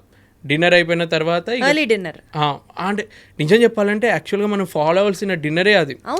మార్నింగ్ 7 to 7:30 మా breakfast, 12 to 12:30 lunch, 6 to 6:30 dinner. అదంతా నాకు అలవాటు. ఇంటికి వచ్చిన తర్వాత వీళ్ళు ఆ ఫుడ్ పెట్టకపోయేసరికి మొత్తం నాకు చిరాకు వేస్తూ ఉంటుంది, వీళ్ళు ఇంకా పెట్టట్లేదని చెప్పి. సో అలా 6:30కి వరకు డిన్నర్ అయిపోయిన తర్వాత నేనేం చేస్తానంటే మ్యాక్సిమం ఒక్కడిని ఉండడానికి ఇష్టపడను. ఆల్రెడీ షిప్లో ఏదో లోన్లీ ఫీలింగ్ ఉంటుంది. సో నాకు ఒక గ్యాంగ్ని ఫామ్ చేసుకుంటాను. ఒక లిమిటెడ్ ఉన్నా కానీ 3-4 members పక్కా నాకు గ్యాంగ్ ఉండాలన్నమాట. నా జూనియర్స్ని నా ఫ్రెండ్ అయిపోతాడు. అండ్ అంతసేపు కొంచెం ఓవర్ యాక్షన్ చేసి నేను వర్క్ ఇది ఇచ్చినా కానీ 6:30 తర్వాత ఫ్రెండ్స్ లాగా మేము కలిసి మూవీ చూడడము, లేదంటే సిరీస్ చూడడము, లేదంటే వీడియో గేమ్ ఆడడము, టేబుల్ టెన్నిస్, ఇంకా అలాంటిది ఏదో ఒకటి యాక్టివిటీ చేస్తాము. ఇంకా నాకు అప్పుడప్పుడు యూట్యూబ్ వీడియోస్కి ఎడిట్ చేసుకోవడము, నాకు 1 hour మినిమం డైలీ పెట్టుకుంటాను. ఆ 1 hourలో ఆ వీడియో ఏదో ఒకటి షూట్ చేసుకోవడము, ఎడిట్ చేసుకోవడము. ఈమెకి అది చాలా లో క్వాలిటీలో దాన్ని కన్వర్ట్ చేసుకొని మళ్ళీ మా వైఫ్కి పంపితే తను ఏదో అడ్జస్ట్మెంట్ చేసి హై క్వాలిటీకి తెచ్చి పోస్ట్ చేయడం, అలా అన్న రొటీన్ ఇలా జరుగుద్ది. నాకు మెయిన్గా నచ్చే పాయింట్ ఏంటంటే డిన్నర్ తర్వాత 2-3 hours నేను స్పెండ్ చేస్తాను చూడు, వాళ్ళతో కూర్చొని టీవీ చూడడము, సిరీస్ చూడడము, అందులోనే మొత్తం ఎనర్జీ లెవెల్స్ పెరుగుతాయి అనమాట, రిఫ్రెష్ అయిపోతాం మేము. కరెక్ట్ చాలా అవసరం కూడా. బేసికల్గా అండి బిగ్ బాస్ హౌస్కి వెళ్తే టైము, సెల్ ఫోను, న్యూస్ పేపర్లు ఇవేమీ ఉండవు. సముద్రంలోకి వెళ్తే ప్రపంచంలో ఏం జరుగుతోంది అన్న అంశాలు అన్నిట్లోంచి కట్ ఆఫ్ అయిపోయినట్లు ఉంటుందా, లేకపోతే even you guys keep updating your self, ఇవి వార్తలు, ఇవి జరుగుతోంది, అట్లా మీకు కూడా ఇన్ఫర్మేషన్ తెలుస్తుందా? ఇప్పుడు మీకు ఒక 100% ఇన్ఫర్మేషన్ తెలుస్తే మాకు 10% తెలుస్తుంది. ఎందుకంటే తెలుస్తుంది కానీ మాకు అంతా ఉండదన్నమాట. ఇప్పుడు ఎక్కడ వెళ్ళినా కానీ మీకు కనిపించే మేము ఎంతోమంది కొత్త వ్యక్తులు కలుస్తూ ఉంటారు, వాళ్ళు కొత్త విషయాలు చెప్తారు మీకు, లేదంటే న్యూస్ పేపర్లో తెలుస్తూ ఉంటాయి కొత్త విషయాలు. మాకు ఎలా ఉంటుందంటే లిమిటెడ్ ఉంటుంది. ఏదో 1 MBలో న్యూస్ అంతా కవర్ చేస్తే ఒకటి ఇస్తారు, అది చదవడానికి కూడా అప్పుడప్పుడు మాకు టైం దొరకదు వర్క్ షెడ్యూల్ వల్ల. మాట్లాడే కొంచెం టైం ఉంటే ఇంట్లో వాళ్ళతోటే మాట్లాడతాం. ఇంట్లో వాళ్ళు అరే ఇక్కడ ఇది జరిగిందంటే అని వరల్డ్లో జరిగే విషయాలు ఏం చెప్పరు. ఇంట్లో జరిగే అత్తగూడల విషయాలు లేదంటే వాళ్ళతో పాప చేసే అల్లరి విషయాలు అవి వాటితోటి టైం అయిపోతుంది. సో ప్రపంచం గురించి మాకంత పట్టింపు ఉండదు. అప్డేట్ అవ్వలేరు అయితే మ్యాక్సిమం అవ్వను. జస్ట్ ఈ సోషల్ మీడియాలో ఉన్నాను, ట్రెండింగ్ టాపిక్స్ ఏంటో తెలుసుకుందాం అని చెప్పి అప్పుడు వైఫ్ని అడిగి కొంచెం చెప్పమ్మా ఏం నడుతుంది ఇది అంటే ఆమె కూడా చిరాగ్గా నాతో మాట్లాడవు కానీ నీకు ఎంతసేపు యూట్యూబ్ దాని గురించి ఇన్ఫర్మేషన్ కావాలంటే అని చెప్పి ఏదో కొంచెం ఇన్ఫర్మేషన్ ఇస్తుంది. అసలు ఎట్లా రాజశేఖర్ గారు ఈ ప్రొఫెషన్లో ఉంటూ యూట్యూబ్ని కూడా బ్యాలెన్స్ చేయాలని మీకు ఎట్లా వచ్చింది థాట్ అసలు? అంటే నాకు చిన్నప్పటి నుంచి వెళ్ళి అదొక తెలియని ఎగ్జైట్మెంట్ అనమాట. అంటే స్కూల్లో ఉన్నప్పుడే ఫస్ట్ షో సినిమాలకు వెళ్ళి మా స్కూల్ ఫ్రెండ్స్ అందరికీ రివ్యూలు చెప్పడము. మా అన్నయ్యకి ఏంటంటే డ్యాన్స్ బాగొచ్చు అని తను ఎప్పుడూ ముందే ఉండి అన్ని స్టేజ్ల పర్ఫార్మెన్స్కి తను తీసుకెళ్ళేది. నాకు అంత ప్రిఫరెన్స్ ఇచ్చేటోళ్ళు కాదు. సో అప్పటి నుంచి అది ఏదో ఇన్ఫీరియారిటీ కాంప్లెక్స్ అంటారు కదా, నాకు టాలెంట్ లేదనుకుంటున్నారా మీరు, నన్ను ఎందుకు ఇంపార్టెన్స్ ఇవ్వట్లేదు, నేను రుజువు చేయాలి అని చెప్పి వచ్చిన థాట్. అదృష్టం కొద్దీ ప్రతి ఒక్కరికి ఒక్కరే నాకు ఇంట్రెస్ట్ ఉంటే నేను ఒక్కనే చేయాల్సి వస్తుంది కదా. నాకేంటంటే నా ఇంట్రెస్ట్ తోటి నా వైఫ్ని, మా మదర్ని, ఇప్పుడు మా అత్తయ్య మామయ్యల్ని, అదితి వాళ్ళ చెల్లెన్ని, వాళ్ళ హస్బెండ్ని ప్రతి ఒక్కరిని ఇన్వాల్వ్ చేసి వాళ్ళ ఇంట్లో ఇట్లా పక్కన ఉంటే ఏదైనా ఐడియా వస్తే వాళ్ళతో కూడా వీడియో చేసి పెడతాను అనమాట. సో ఫ్యామిలీ యూట్యూబ్ చేసేస్తున్నారు అయితే అసలు. Good very happy for you. యాక్చువల్గా ఈ పాయింట్ అంటే మీ ప్రొఫెషన్ అనే కాదు ఎవరినైనా సరే అడగచ్చు, బట్ ఎస్పెషల్లీ మిమ్మల్ని ఎందుకు అడుగుతున్నానంటే అసలుకే ఒంటరిగా ఉంటారు, అసలుకే హ్యూమన్ రిసోర్సెస్ మీకు చాలా లిమిటెడ్గా ఉంటాయి. ఇలాంటి సిచ్యువేషన్లో ఈ కెరియర్ని మీరు ఎంచుకున్నప్పుడు ఎప్పుడైనా సరే were there any point of doubt, ఇది నాకు కరెక్టా, ఈ ప్రొఫెషన్లో నేను కంటిన్యూ అవ్వగలనా, ఈ ప్రొఫెషన్లో ఉంటే నేను ఇంకెంతకాలం ఫ్యామిలీకి దూరం అవ్వాలి, లేదా అనవసరంగా ఒక రెగ్రెట్ అనమాట, నేను ఈ ప్రొఫెషన్ చూస్ చేసుకోకుండా ఉండాల్సిందే, అలాంటి డౌట్ కానీ లేకపోతే ఇన్సెక్యూరిటీ కానీ లేకపోతే రెగ్రెట్ కానీ ఎప్పుడన్నా మీరు ఫీల్ అయ్యారా? నిజం చెప్పాలంటే ప్రతి ఒక్క హ్యూమన్కి ఏ జాబ్ చేస్తున్నా కానీ ఏదో ఒక పాయింట్ ఆఫ్ మూమెంట్లో టెంపరీగా అనిపిస్తుంది, అరే ఎందుకున్నానరా బాబు, అంటే ఇది కాకుండా ఇంకా వేరే సిచ్యువేషన్లో ఉంటే బాగుండన్న థాట్ వచ్చినట్టే ఫ్రాంక్గా చెప్పాలంటే నాకు వచ్చింది. అలాంటి కొన్ని మూమెంట్స్ ఏంటంటే డాడీకి నాన్నకి హార్ట్ స్ట్రోక్ వచ్చినప్పుడు ఆ టైంలో నేను షిప్ దిగి డాడీ దగ్గరికి వెళ్ళలేను. అదృష్టం కొద్దీ మా బాబాయి వాళ్ళందరూ కేర్ తీసుకొని ఇప్పుడు అంతా ఓకే అయిపోయింది. కానీ అటువంటి మూమెంట్లో మా వైఫ్కి కార్ యాక్సిడెంట్ అయ్యి ఇక్కడ నోస్ ఇక్కడ కట్ అయ్యి కుట్లు పడ్డప్పుడు అంటే అవన్నీ సడన్గా తెలిసిన మూమెంట్లో నేను షాక్లో ఉండిపోతాను. ఫస్ట్ ఆఫ్ ఆల్ ఏంటంటే మా ఇంట్లో వాళ్ళు చెప్పరు తొందరగా. మా డాడీకి హార్ట్ స్ట్రోక్ వచ్చిన విషయం మా మమ్మీ నాకు చెప్పలేదు. 1 డే తర్వాత మా బాబాయ్ నాకు చెప్పారనమాట, ఇలా హార్ట్ స్ట్రోక్ వచ్చింది, నీకు వీలైతే తొందర రా అని చెప్పి. చెప్తేనే కదా నేను ఏమైనా అరేంజ్మెంట్స్ చేసుకోగలను. కానీ షిప్ మధ్యలో ఉన్నప్పుడు పర్మిషన్ దొరకలేదు. సేమ్ అద్వితి కార్ యాక్సిడెంట్ అయినప్పుడు కూడా అదే సిచ్యువేషన్. ఫోన్ చేసి ఆ రోజు నేను రెగ్యులర్గా ఒక టైంకి మాట్లాడతానమాట. నా టైమింగ్స్ చేంజ్ అవుతూనే ఉంటాయి. ఇప్పుడు ప్రపంచం మొత్తం తిరుగుతూ ఉంటాయి కాబట్టి ఒక్కొక్క రోజుకి నాకు ఒక టైం ఉంటుంది, ఈమెకు ఒక టైం జోన్ ఉంటుంది. నేను కాకపోతే తనకు తెలుస్తుంది ఇప్పుడు ఈ టైం జోన్లో ఉన్నాడు, నాకు మెసేజ్ చేస్తాడు అని చెప్పి. అలా మెసేజ్ చేస్తూ ఒకరోజు రిప్లై ఇవ్వలేదు. 2 గంటల తర్వాత రిప్లై ఇచ్చింది. అప్పటికి కార్ యాక్సిడెంట్ అయిపోయి ఆమె హాస్పిటల్లో ఉండి ఆ సర్జరీకి ప్లాన్ చేస్తున్నప్పుడు వరకు కూడా ఆమె చెప్పలేదు ఇట్లా యాక్సిడెంట్ అయ్యి నేను హాస్పిటల్లో ఉన్నా అని చెప్పి. నెక్స్ట్ డే మా అత్తయ్యకి ఫోన్ చేసి మాట్లాడుతుంటే మా అత్తయ్య చెప్పింది ఇట్లా హాస్పిటల్లో జాయిన్ అయింది, ఇట్లా యాక్సిడెంట్ అయింది. మా డాడీకి ఫోన్ చేసి మాట్లాడుతుంటే మా డాడీ ఏడుస్తూ ఇట్లా యాక్సిడెంట్ అయింది అని చెప్తే ఎవరైనా ఏడుస్తే ఇంకా టెన్షన్ వస్తుంది, ఇంకేదన్నా జరిగిపోయిందా అని అది ఉంటుంది చూడు. తర్వాత నువ్వు ఫోన్ పెట్టి అని చెప్పి మా అత్తయ్య ఫోన్ చేసిన. అత్తయ్య అయితే కొంచెం ఏడవకుండా కొంచెం చెప్తుందని చెప్పి ఫోన్ చేసి మాట్లాడితే ఏం కాలేదు, సర్జరీ చేస్తారు, 3-4 కుట్లు వేస్తారంట, న్యాయమైపోతుంది అని అన్నారు. కాకపోతే ఆ టైంలో వాళ్ళకి కావాల్సింది ఏంటి, నేను పక్కనుంటే బాగుండు అని అది ఉంటుంది చూడు, అది లేదు. తనకు కావాల్సిన టైంలో నేను ఉండట్లేదు. అంటే నాకు కావాల్సిన ప్రతి టైంలో నాకు చిన్న జ్వరం వచ్చినా కానీ నేను మరీ ఓవర్ చేస్తాను. చిన్న జ్వరం వచ్చినా కానీ ఏదో జరిగినట్టు మొత్తం ఇట్లా చిన్న పిల్లలాగా అయిపోతాను. వాళ్ళు వచ్చి అన్ని సేవలు చేయాలన్నమాట. సో వాళ్ళు అంత చేసినప్పుడు వాళ్ళకి అవసరం ఉన్నప్పుడు లేను, పాప పుట్టినప్పుడు, డెలివరీ అయినప్పుడు, ఆపరేషన్ అయింది, సిజరీన్ ఆపరేషన్ అయినప్పుడు కూడా నేను లేను. అటువంటి సిచ్యువేషన్లో అనిపిస్తుంది అనవసరంగా ఇది చూస్ చేసుకున్నానేమో అని చెప్పి. బట్ చేయాలి, ఎవరో ఒకరు చేయాలి. ఒక మంచి జాబే చేస్తున్నాం కదా, అంటే ప్రపంచానికి పనికొచ్చే జాబ్. నాకు ఎవరైనా డబ్బు కోసమే చేస్తారు కానీ ఒక సాటిస్ఫాక్షన్ కూడా ఇచ్చే జాబు, అందరికీ పనికొచ్చే జాబ్ చేస్తున్నానని ఒక దాంతో దాన్ని కప్పిపుచ్చుకుంటా. గ్రేట్ అండి, మీరు నిజంగా మామూలు గ్రేట్ కాదు. యాక్చువల్గా ఇలాంటి థాట్స్ వచ్చినప్పుడు మీకు మీరు ఎలా ధైర్యం చెప్పుకుంటారు? నేను వేరే వాళ్ళతో కంపేర్ చేసుకుంటాను. నాకు ఏంటంటే ఎవరైనా డబ్బు బాగా సంపాదించిన వాటిలో కంపారిజన్ చేసుకొని, కానీ నేను బాధల్లో ఉన్నప్పుడు నాకన్నా ఎక్కువ ఎవరు బాధపడుతున్నారా అని చెప్పి వాళ్ళ గురించి ఆలోచిస్తాను. ఎప్పుడైతే మా డాడీకి హార్ట్ స్ట్రోక్ వచ్చిందో అదే టైంలో వేరే నా జూనియర్కి కరోనా వల్ల వాళ్ళ ఇద్దరు పేరెంట్స్ చనిపోయినారు అనమాట షిప్లో ఉన్నప్పుడు.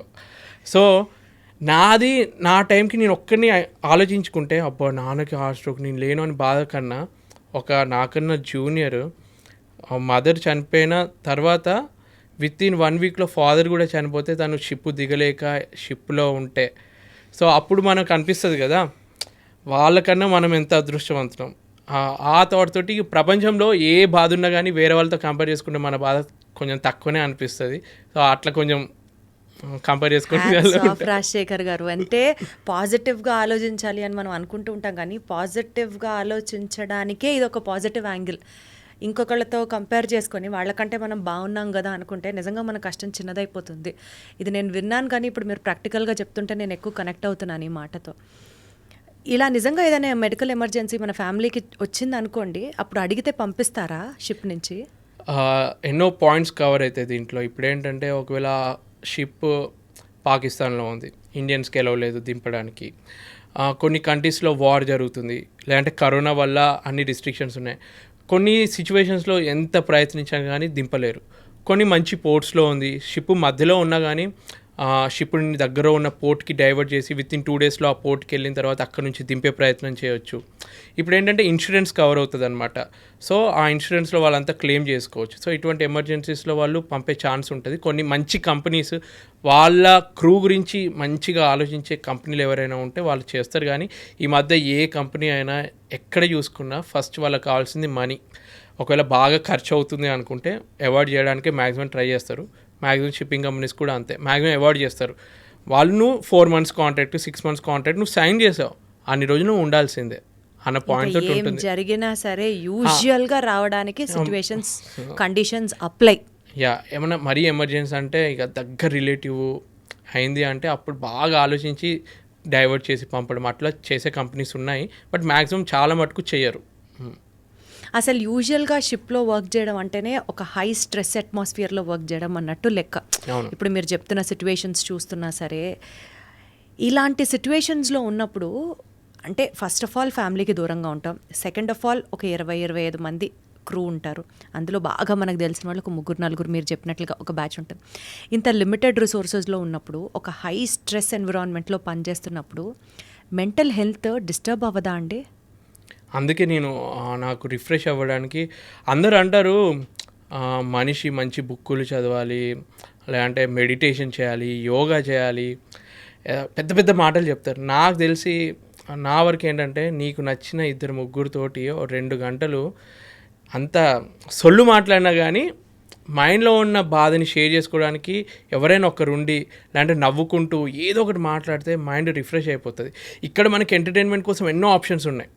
కావాలంటే సినిమాకి వెళ్ళొచ్చు, ఏదన్నా చేయొచ్చు. మనం ఇక్కడ డబ్బులు పెడితే ఏ ఎంటర్టైన్మెంట్ అయినా దొరుకుతుంది. షిప్లో అలా ఉండదు. ఎంత డబ్బున్నా కానీ లిమిటెడ్లో మనం వెతుక్కోవాలి. సో అలా కొంచెం వాళ్ళతో మాట్లాడటము.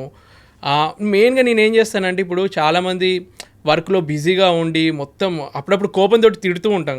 మనిషి వర్క్ ఈ టైంలో అవ్వట్లేదని పొరపాటున ఎవరితోటి ఏదన్నా నువ్వు వేస్ట్ గాడివి ఎందుకు చేయలేకపోయినావు ఈ టైంకి అట్లా ఏమన్నా సీరియస్గా అయినా కానీ ఆ రోజు ఈవినింగ్ కల్లా మళ్ళీ వాళ్ళతో క్రికెట్ ఆడి మాటల్లోనే అరే ఏదో వర్క్లో అన్నాను నువ్వు ఫీల్ అవ్వలేదు కదా అంటే, అరే సార్ మీరే కదా ఇప్పుడు అవన్నీ ఎందుకు వర్క్ టెన్షన్లో అన్నారు కదా. నేను అందుకే ఎక్కువ ఈ ఆటలు ఆడడానికి, గ్రూప్ యాక్టివిటీస్ చేయడానికి. ఈ మధ్య ఎలా అయిందంటే కల్చర్, సోషల్ మీడియా, ఇంటర్నెట్లు షిప్లలో ఈ మధ్య వచ్చాయన్నమాట. కొంచెం కాస్ట్లీ ఎక్కువైనా కానీ ప్రతి ఒక్కరు వర్క్ అవ్వగానే క్యాబిన్లో ఐసోలేట్ అయిపోయి అదే వాళ్ళ గర్ల్ ఫ్రెండ్ తోటి వైఫ్ తోటి గంటలు మాట్లాడి మళ్ళీ వర్క్ పొద్దున వచ్చేస్తారు. నేనంటే నువ్వు మాట్లాడు, 1 గంట బయటకు వచ్చి మాతో టైం స్పెండ్ చేయి, నువ్వు షేర్ చేసుకో. నువ్వు సోషలైజ్ అవ్వలేదు అనుకో అట్లనే సైకోలాగా తయారైపోతావు. చాలామంది షిప్పింగ్లో ఉన్న వాళ్ళు కొన్ని ఇయర్స్ తర్వాత ఆ అట్మాస్ఫియర్కి లోన్లీగా ఉండి కొందరు ఎలా అవుతారంటే ఇంటికి వచ్చి కూడా ఇంట్లో పెళ్ళాము దగ్గర ఏం అనలేక షిప్కి వచ్చి మొత్తం జూనియర్స్ మీద ఆ సైకో అవన్నీ చూపిస్తారనమాట. సో అలా అవ్వద్దు అంటే కొంచెం సోషలైజ్ అయ్యి వేరే వాళ్ళతో ఉంటే నీకు తెలుస్తుంది ఎంపతి అంటే ఏంటో తెలుస్తుంది అని చెప్పి వాళ్ళందరితో అలా సోషలైజ్ హెల్త్ సీక్రెట్ ఇదే అనమాట మీరు షిప్లో ఉన్నప్పుడు. నేను మ్యాక్సిమం కోప్పడ్డాను. పొరపాటున మనిషికి ఎప్పుడో ఒకసారి కోపం వచ్చి ఏదో నడిచినా కానీ ఆ రోజు కవర్ చేస్తాను. ఎందుకంటే నేను జూనియర్గా ఉన్నప్పుడు నాకు ఒక సీనియర్ చాలా ఫ్రెండ్లీగా హెల్ప్ చేస్తూ ఉండేది. ఒకరోజు పొరపాటున ఏదో అంటే వర్క్లోనే ఏదో తిట్టాడు, ఇది కూడా తెలియదారా నీకు అన్నట్టు ఏదో అనగానే ఆ రోజు ఒక 1 hour ఏదో బయటికి వెళ్ళినట్టు వెళ్ళి ఏడ్చిన, నన్ను అంటాడా సార్ అని ఆ ఫీలింగ్ అయిపోయింది అనమాట. అదే నేను కనెక్ట్ చేసుకుంటాను. నేను పొరపడిన అన్నానంటే నాలానే వీడు ఏడుస్తాడేమో బాధపడతాడేమో. నాకు ఇంకో టెన్షన్ ఏంటంటే నా సేఫ్టీ కూడా నేను చూసుకుంటాను. షిప్లో ఎలా ఉంటారంటే ఈ కాలము నేను 14 years నుంచి ఉన్నాను. ఇప్పుడు కొత్త జాయిన్ అవ్వాలంటే నెక్స్ట్ జనరేషన్ అనే అనుకోవాలి. జనరేషన్ గ్యాప్ వచ్చినట్టే. నా జనరేషన్కి ఆ జనరేషన్కి కొంచెం చేంజెస్ ఉంటాయి. నేనున్నంత స్ట్రాంగ్గా నెక్స్ట్ జనరేషన్ ఉండాలని ఉండదు. వాళ్ళ వర్క్ కల్చర్ డిఫరెంట్ ఉంటుంది. వాళ్ళకి తగ్గట్టు ఇప్పుడు కోప్పడితే పడేటోళ్ళు ఎవ్వరు లేరు. నేను ఏదన్నా అంటే వాడు కూడా తిరిగి అనే టైప్లో తయారయ్యారు. సో వాళ్ళకి తగ్గట్టు కొంచెం మేనేజ్ చేసుకుంటూ ఫ్రెండ్లీగానే ప్రేమతోటి మేనేజ్ చేయడానికి ట్రై చేస్తాను మీరు అనుకుంటున్నారు. నైస్. ఇప్పుడు మీరు ఎంత ఫ్రెండ్లీ రిలేషన్ హ్యాండిల్ చేయాలని చూసుకున్నా, సిచ్యువేషన్స్ అక్కడ ఎమికబుల్గా ఉండాలన్నట్టు మీరు ప్లాన్ చేసిన, మీ వంతు పరంగా మీరు ఎఫర్ట్స్ పెట్టినప్పటికీ కూడా కొన్నిసార్లు డెఫినెట్లీ ఎమోషనల్ బ్రేక్ డౌన్స్ అనేవి షిప్లో జరుగుతూ ఉంటాయి. లైక్ ఫర్ ఎగ్జాంపుల్ అనుకోకుండా ఎవరికన్నా హెల్త్ బాలే అప్పటికప్పుడు ఆ షిప్ ట్రావెల్ చేస్తున్నప్పుడు ప్రాణాలు పోయినా, మెడికల్ ఎమర్జెన్సీస్ అరైజ్ అయినా మీకు డాక్టర్స్ అవైలబుల్ ఉంటారా? లేకపోతే సపోజ్ ఒక డెత్ జరిగింది షిప్లో మీరు ట్రావెల్ చేసేటప్పుడు, how do you handle that situation అండి? అంటే అంతసేపు ఒక లైఫ్ స్టైల్ మంచిగా అలవాటు పడి పొద్దు నుంచి సాయంత్రం వర్క్ చేయడము, ఆడుకుంటున్నాము, ఒకేసారి సడన్గా ఏదైనా పోర్ట్లో రీసెంట్గా జరిగిన ఇన్సిడెంట్ ఏంటంటే ఒక పోర్ట్లో చాలా స్ట్రెస్ఫుల్గా కొత్తగా చీఫ్ ఆఫీసర్ జాయిన్ అయ్యాడు. చీఫ్ ఆఫీసర్ అంటే ఏంటంటే ఆ షిప్లో లోడింగ్, అన్లోడింగ్, డెక్ మీద సంబంధించిన మెయింటెనెన్స్. ఇప్పుడు నేను ఇంజన్ డిపార్ట్మెంట్ ఎలా అయితే మేనేజ్మెంట్ లెవెల్లో హ్యాండిల్ చేస్తానో డెక్ డిపార్ట్మెంట్లో అతను హ్యాండిల్ చేస్తాడు అనమాట.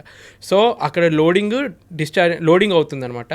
సో తనకి కొత్తగా జాయిన్ అయ్యాడు, చాలా స్ట్రెస్ ఫీల్ అయ్యాడు. మొత్తం బాడీ అంతా చెమటలు పడిపోయినాయి, కొలాప్స్ అయిపోయి కింద పడిపోయాడు. అక్కడ పెద్ద ఇంపార్టెంట్ ఆపరేషన్ జరుగుతుంది, అతను కొలాప్స్ అయ్యి కింద పడిపోయాడు.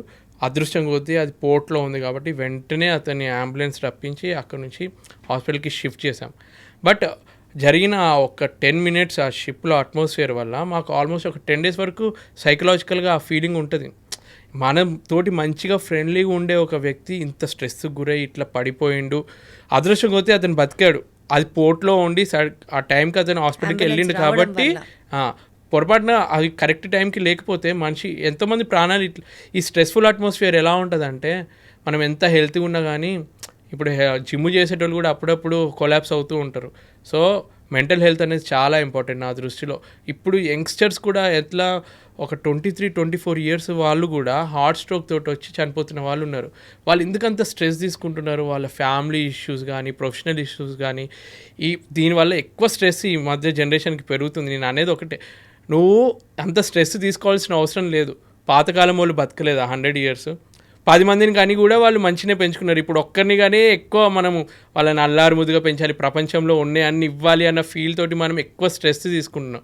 అంత స్ట్రెస్ తీసుకోకుండా ఇంకా ఫ్యామిలీ పర్సనల్ లైఫ్ బాగుంది అనుకో, మనకి ఇంత స్ట్రెస్ ఉండదు అనేది నా ఫీలింగ్. సో నా వరకు నేను స్ట్రెస్ని ఎలా హ్యాండిల్ చేసుకుంటానంటే, వర్క్ స్ట్రెస్ ఎక్కువ ఉంది అనుకో, ఒకసారి ఇంటికి ఫోన్ చేస్తాను, మాట్లాడతాను, మా పాపతోటి మాట్లాడతాను, కొంచెం ఆ విధంగా నేను రిలాక్స్ అవుతాను. మధ్యలో ఎక్కువ స్ట్రెస్. యూజువల్గా మీరు షిప్లో ఉన్నప్పుడు ఏదైనా మెడికల్ ఎమర్జెన్సీ జరిగితే మీకు అవైలబుల్గా డాక్టర్ ఉండరు. షిప్లో డాక్టర్ ఉండరు. పెద్ద పెద్ద క్రూజ్ షిప్స్ ఉంటాయి కదా, ప్యాసింజర్స్ ఎక్కువ ఉండే లగ్జూరియస్ షిప్స్, అందులో డాక్టర్ని వాళ్ళు ప్రొవైడ్ చేస్తారు. ఎందుకంటే మనుషులు ఎక్కువ ఉన్నారు, అదొక సేఫ్టీ ప్రికాషన్ కాబట్టి. ఇప్పుడు మా దాంట్లో లిమిటెడ్ 22-23 మెంబర్స్కి వాళ్ళు ఒక డాక్టర్ని ప్రొవైడ్ చేసి మాతో పాటు ట్రావెల్ చేయాలి. మీకేమన్నా ఎమర్జెన్సీ రిక్వైర్మెంట్ ఉంటే మా షిప్లో మెడికల్ ఫస్ట్ ఎయిడ్ అని చెప్పి కోర్స్ చేసిన మెంబర్స్ ఉంటారు. మాకు కూడా ఫస్ట్ ఎయిడ్కి సంబంధించిన కోర్సు ఏమైనా కట్ అయినా కానీ అటువంటి చిన్నవి ఉంటాయి. కానీ పెద్దవి కావాలి అంటే మేము రేడియో అడ్వైస్ తీసుకుంటాం అనమాట. లండన్లో ఉంటారు, ఒక్కొక్క కంపెనీకి ఒక్కొక్క డాక్టర్ ఫెసిలిటీ ఉంటుంది. వాళ్ళకి ఫోన్ చేసి డౌట్లు క్లియర్ చేసుకుంటాము. కాకపోతే ఇందులో కూడా డిసడ్వాంటేజ్ ఉంటుంది. ఒకసారి రియల్గా జరిగిన ఇన్సిడెంట్ చెప్తున్నాను. మా ఎలక్ట్రికల్ ఇంజనీర్ ఒక అతను ఉన్నాడు. అతనికి ఒక సిమ్టమ్ జ్వరం 3 days నుంచి తగ్గట్లేదు. సో వీళ్ళు సిమ్టమ్స్ అన్నీ టైప్ చేస్తున్నప్పుడు క్యాప్టెన్ ఏదో ఇన్ఫర్మేషన్ ఇచ్చిండు. ఆయన అక్కడ విన్న వాళ్ళు డాక్టర్ ఏమో ఇతనికి మలేరియా సిమ్టమ్స్ ఉన్నాయి, 3 days తర్వాత కూడా తగ్గట్లేదు కాబట్టి డోసేజ్ పెంచి ఇంకా ఈ ట్యాబ్లెట్లు యూజ్ చేయండి అని ఇస్తే ఆయన ట్యాబ్లెట్లు యూజ్ చేశాడు. కాకపోతే ఆయనకి రియల్గా మలేరియా లేదు. వీళ్ళు చెప్పిన సిమ్టమ్స్ ఏమో మలేరియా టైప్ చెప్పేసరికి ఆ మిస్కమ్యూనికేషన్ వల్ల ఆయన ఆ వారం రోజులు ఆ ట్యాబ్లెట్ వాడితే ఆయన ఎటువంటి సిచ్యువేషన్కి వెళ్ళిందంటే ఆయనకి హాలోజినేషన్స్, ఒక్కడు ఉండలేకపోతున్నాడు, వేరే వాళ్ళ క్యాబిన్లో పడుకుంటున్నాడు. ఎందుకంటే ఒక్కడి ఉంటే ఏం చేసుకుంటాడో తెలియదు. ఏదో హాలోజినేషన్ అంటే ధనుష్ సినిమా 3 మూవీలో మనుషులు ఇట్లా కనిపిస్తాడు చూడ, నిజంగానే అతను కనిపించిందంట. అంత పిచ్చి పిచ్చిగా అయ్యి తర్వాత విత్ ఇన్ 1 monthలో అతను షిప్ దిగి ట్రీట్మెంట్ తీసుకుని మళ్ళీ షిప్ ఎక్కిండు. మొన్న నాతో పాటు వర్క్ చేసిండు అనమాట. ఇప్పటికి కూడా తనకేంటంటే బ్రెయిన్లో అంట కొన్ని సెల్స్ కంటిన్యూగా తిరుగుతూ ఉన్నాయి అనమాట. ఆయనకు అప్పుడప్పుడు ఏదో పురుగు తిరిగినట్టు, నీకేమైనా పురుగు తిరుగుతుందా అంటాం కదా మనము, నిజంగానే అట్లాంటి ఫీలింగ్లో ఉన్నాడంట. సో అప్పుడప్పుడు ఇటువంటివి కూడా జరుగుతూ ఉంటాయి. సో ప్రాపర్గా మనం కమ్యూనికేట్ చేస్తే వాళ్ళు ప్రాపర్గా మెడిసిన్ ఇస్తారు. బట్ ఎంతైనా కొంచెం కష్టమే, అంటే ఇట్లా మెడికల్ వైజ్ కష్టం కాదు, చాలా కష్టం, చాలా సాక్రిఫైస్ చేస్తున్నారు.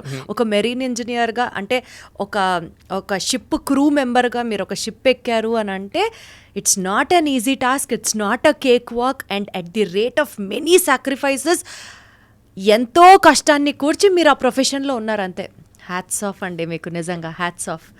అసలు ఈ షిప్ ఇండస్ట్రీయే కనుక లేకపోతే, అంటే నాకు తెలిసి, correct me if I'm wrong, 90% of the transportation across the globe happens only with the shipping part.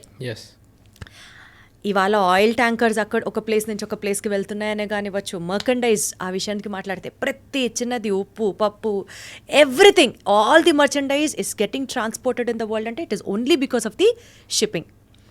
ఈ నేపథ్యంలో ఎథికల్ అండ్ ఎన్విరాన్మెంటల్ కన్సిడరేషన్స్ కనుక మనం చూస్తే, రీసెంట్గా ఏదో ఒక సముద్రంలో ఆయిల్ ట్యాంకర్స్ స్పిల్ అయ్యి అక్కడికక్కడ మంటలు వచ్చేసి మొత్తం చాలామంది, అంటే మెరైన్ అట్మాస్ఫియర్ని మొత్తం నాశనం చేసి కిందున్న ఎన్నో రకాల సముద్రం చేపలు, మెరైన్ లైఫ్ మొత్తం డ్యామేజ్ జరిగి చాలా పొల్యూషన్ కాజ్ చేసి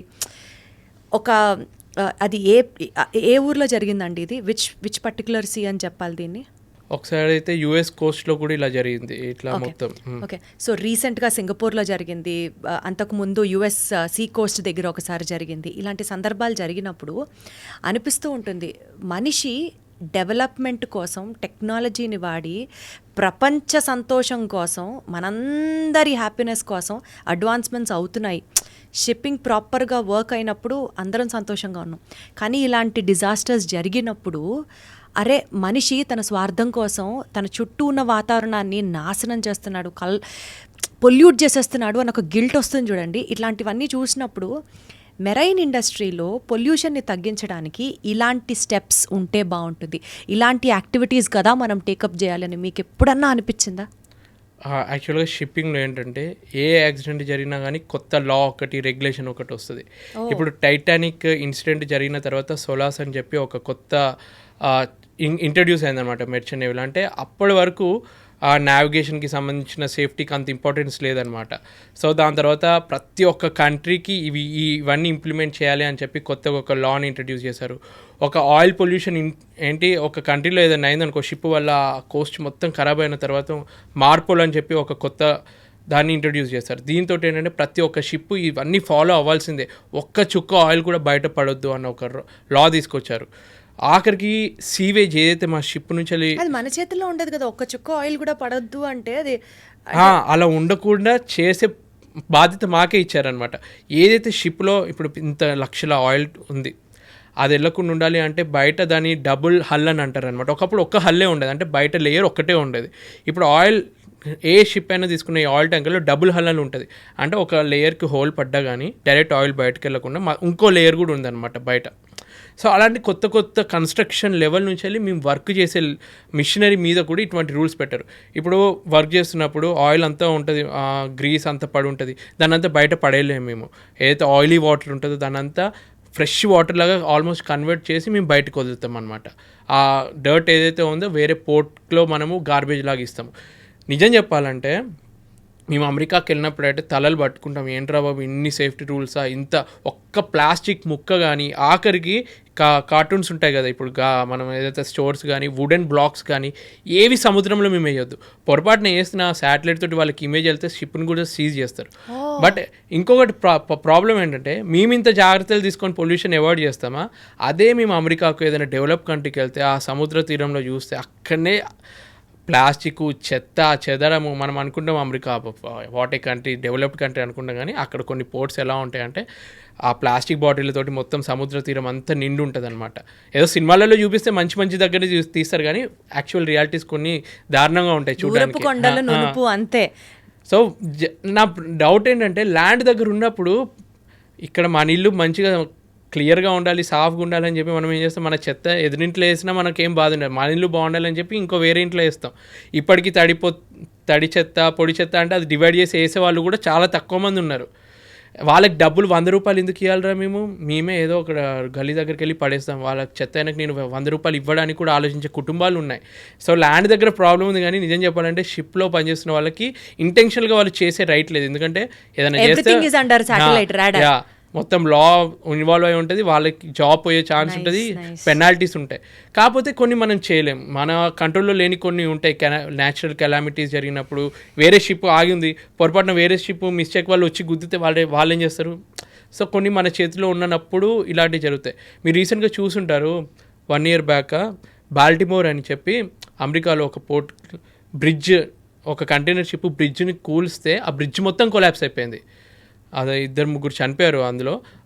ఆ ఇన్సిడెంట్ అయితే ఇప్పటికీ నాకు, ఒకవేళ ఆ షిప్లో ఆ టైంకి ఎమర్జెన్సీ వచ్చింది, పవర్ సప్లై మొత్తం ఆగిపోయింది, జనరేటర్ ఏదైతే పవర్ సప్లై ఇస్తుందో బ్లాక్అవుట్ అయిపోయింది అనమాట, అసలు పవరే లేదు. సో స్టీరింగ్ కంట్రోల్ లేదు, ఏ కంట్రోల్ లేదు.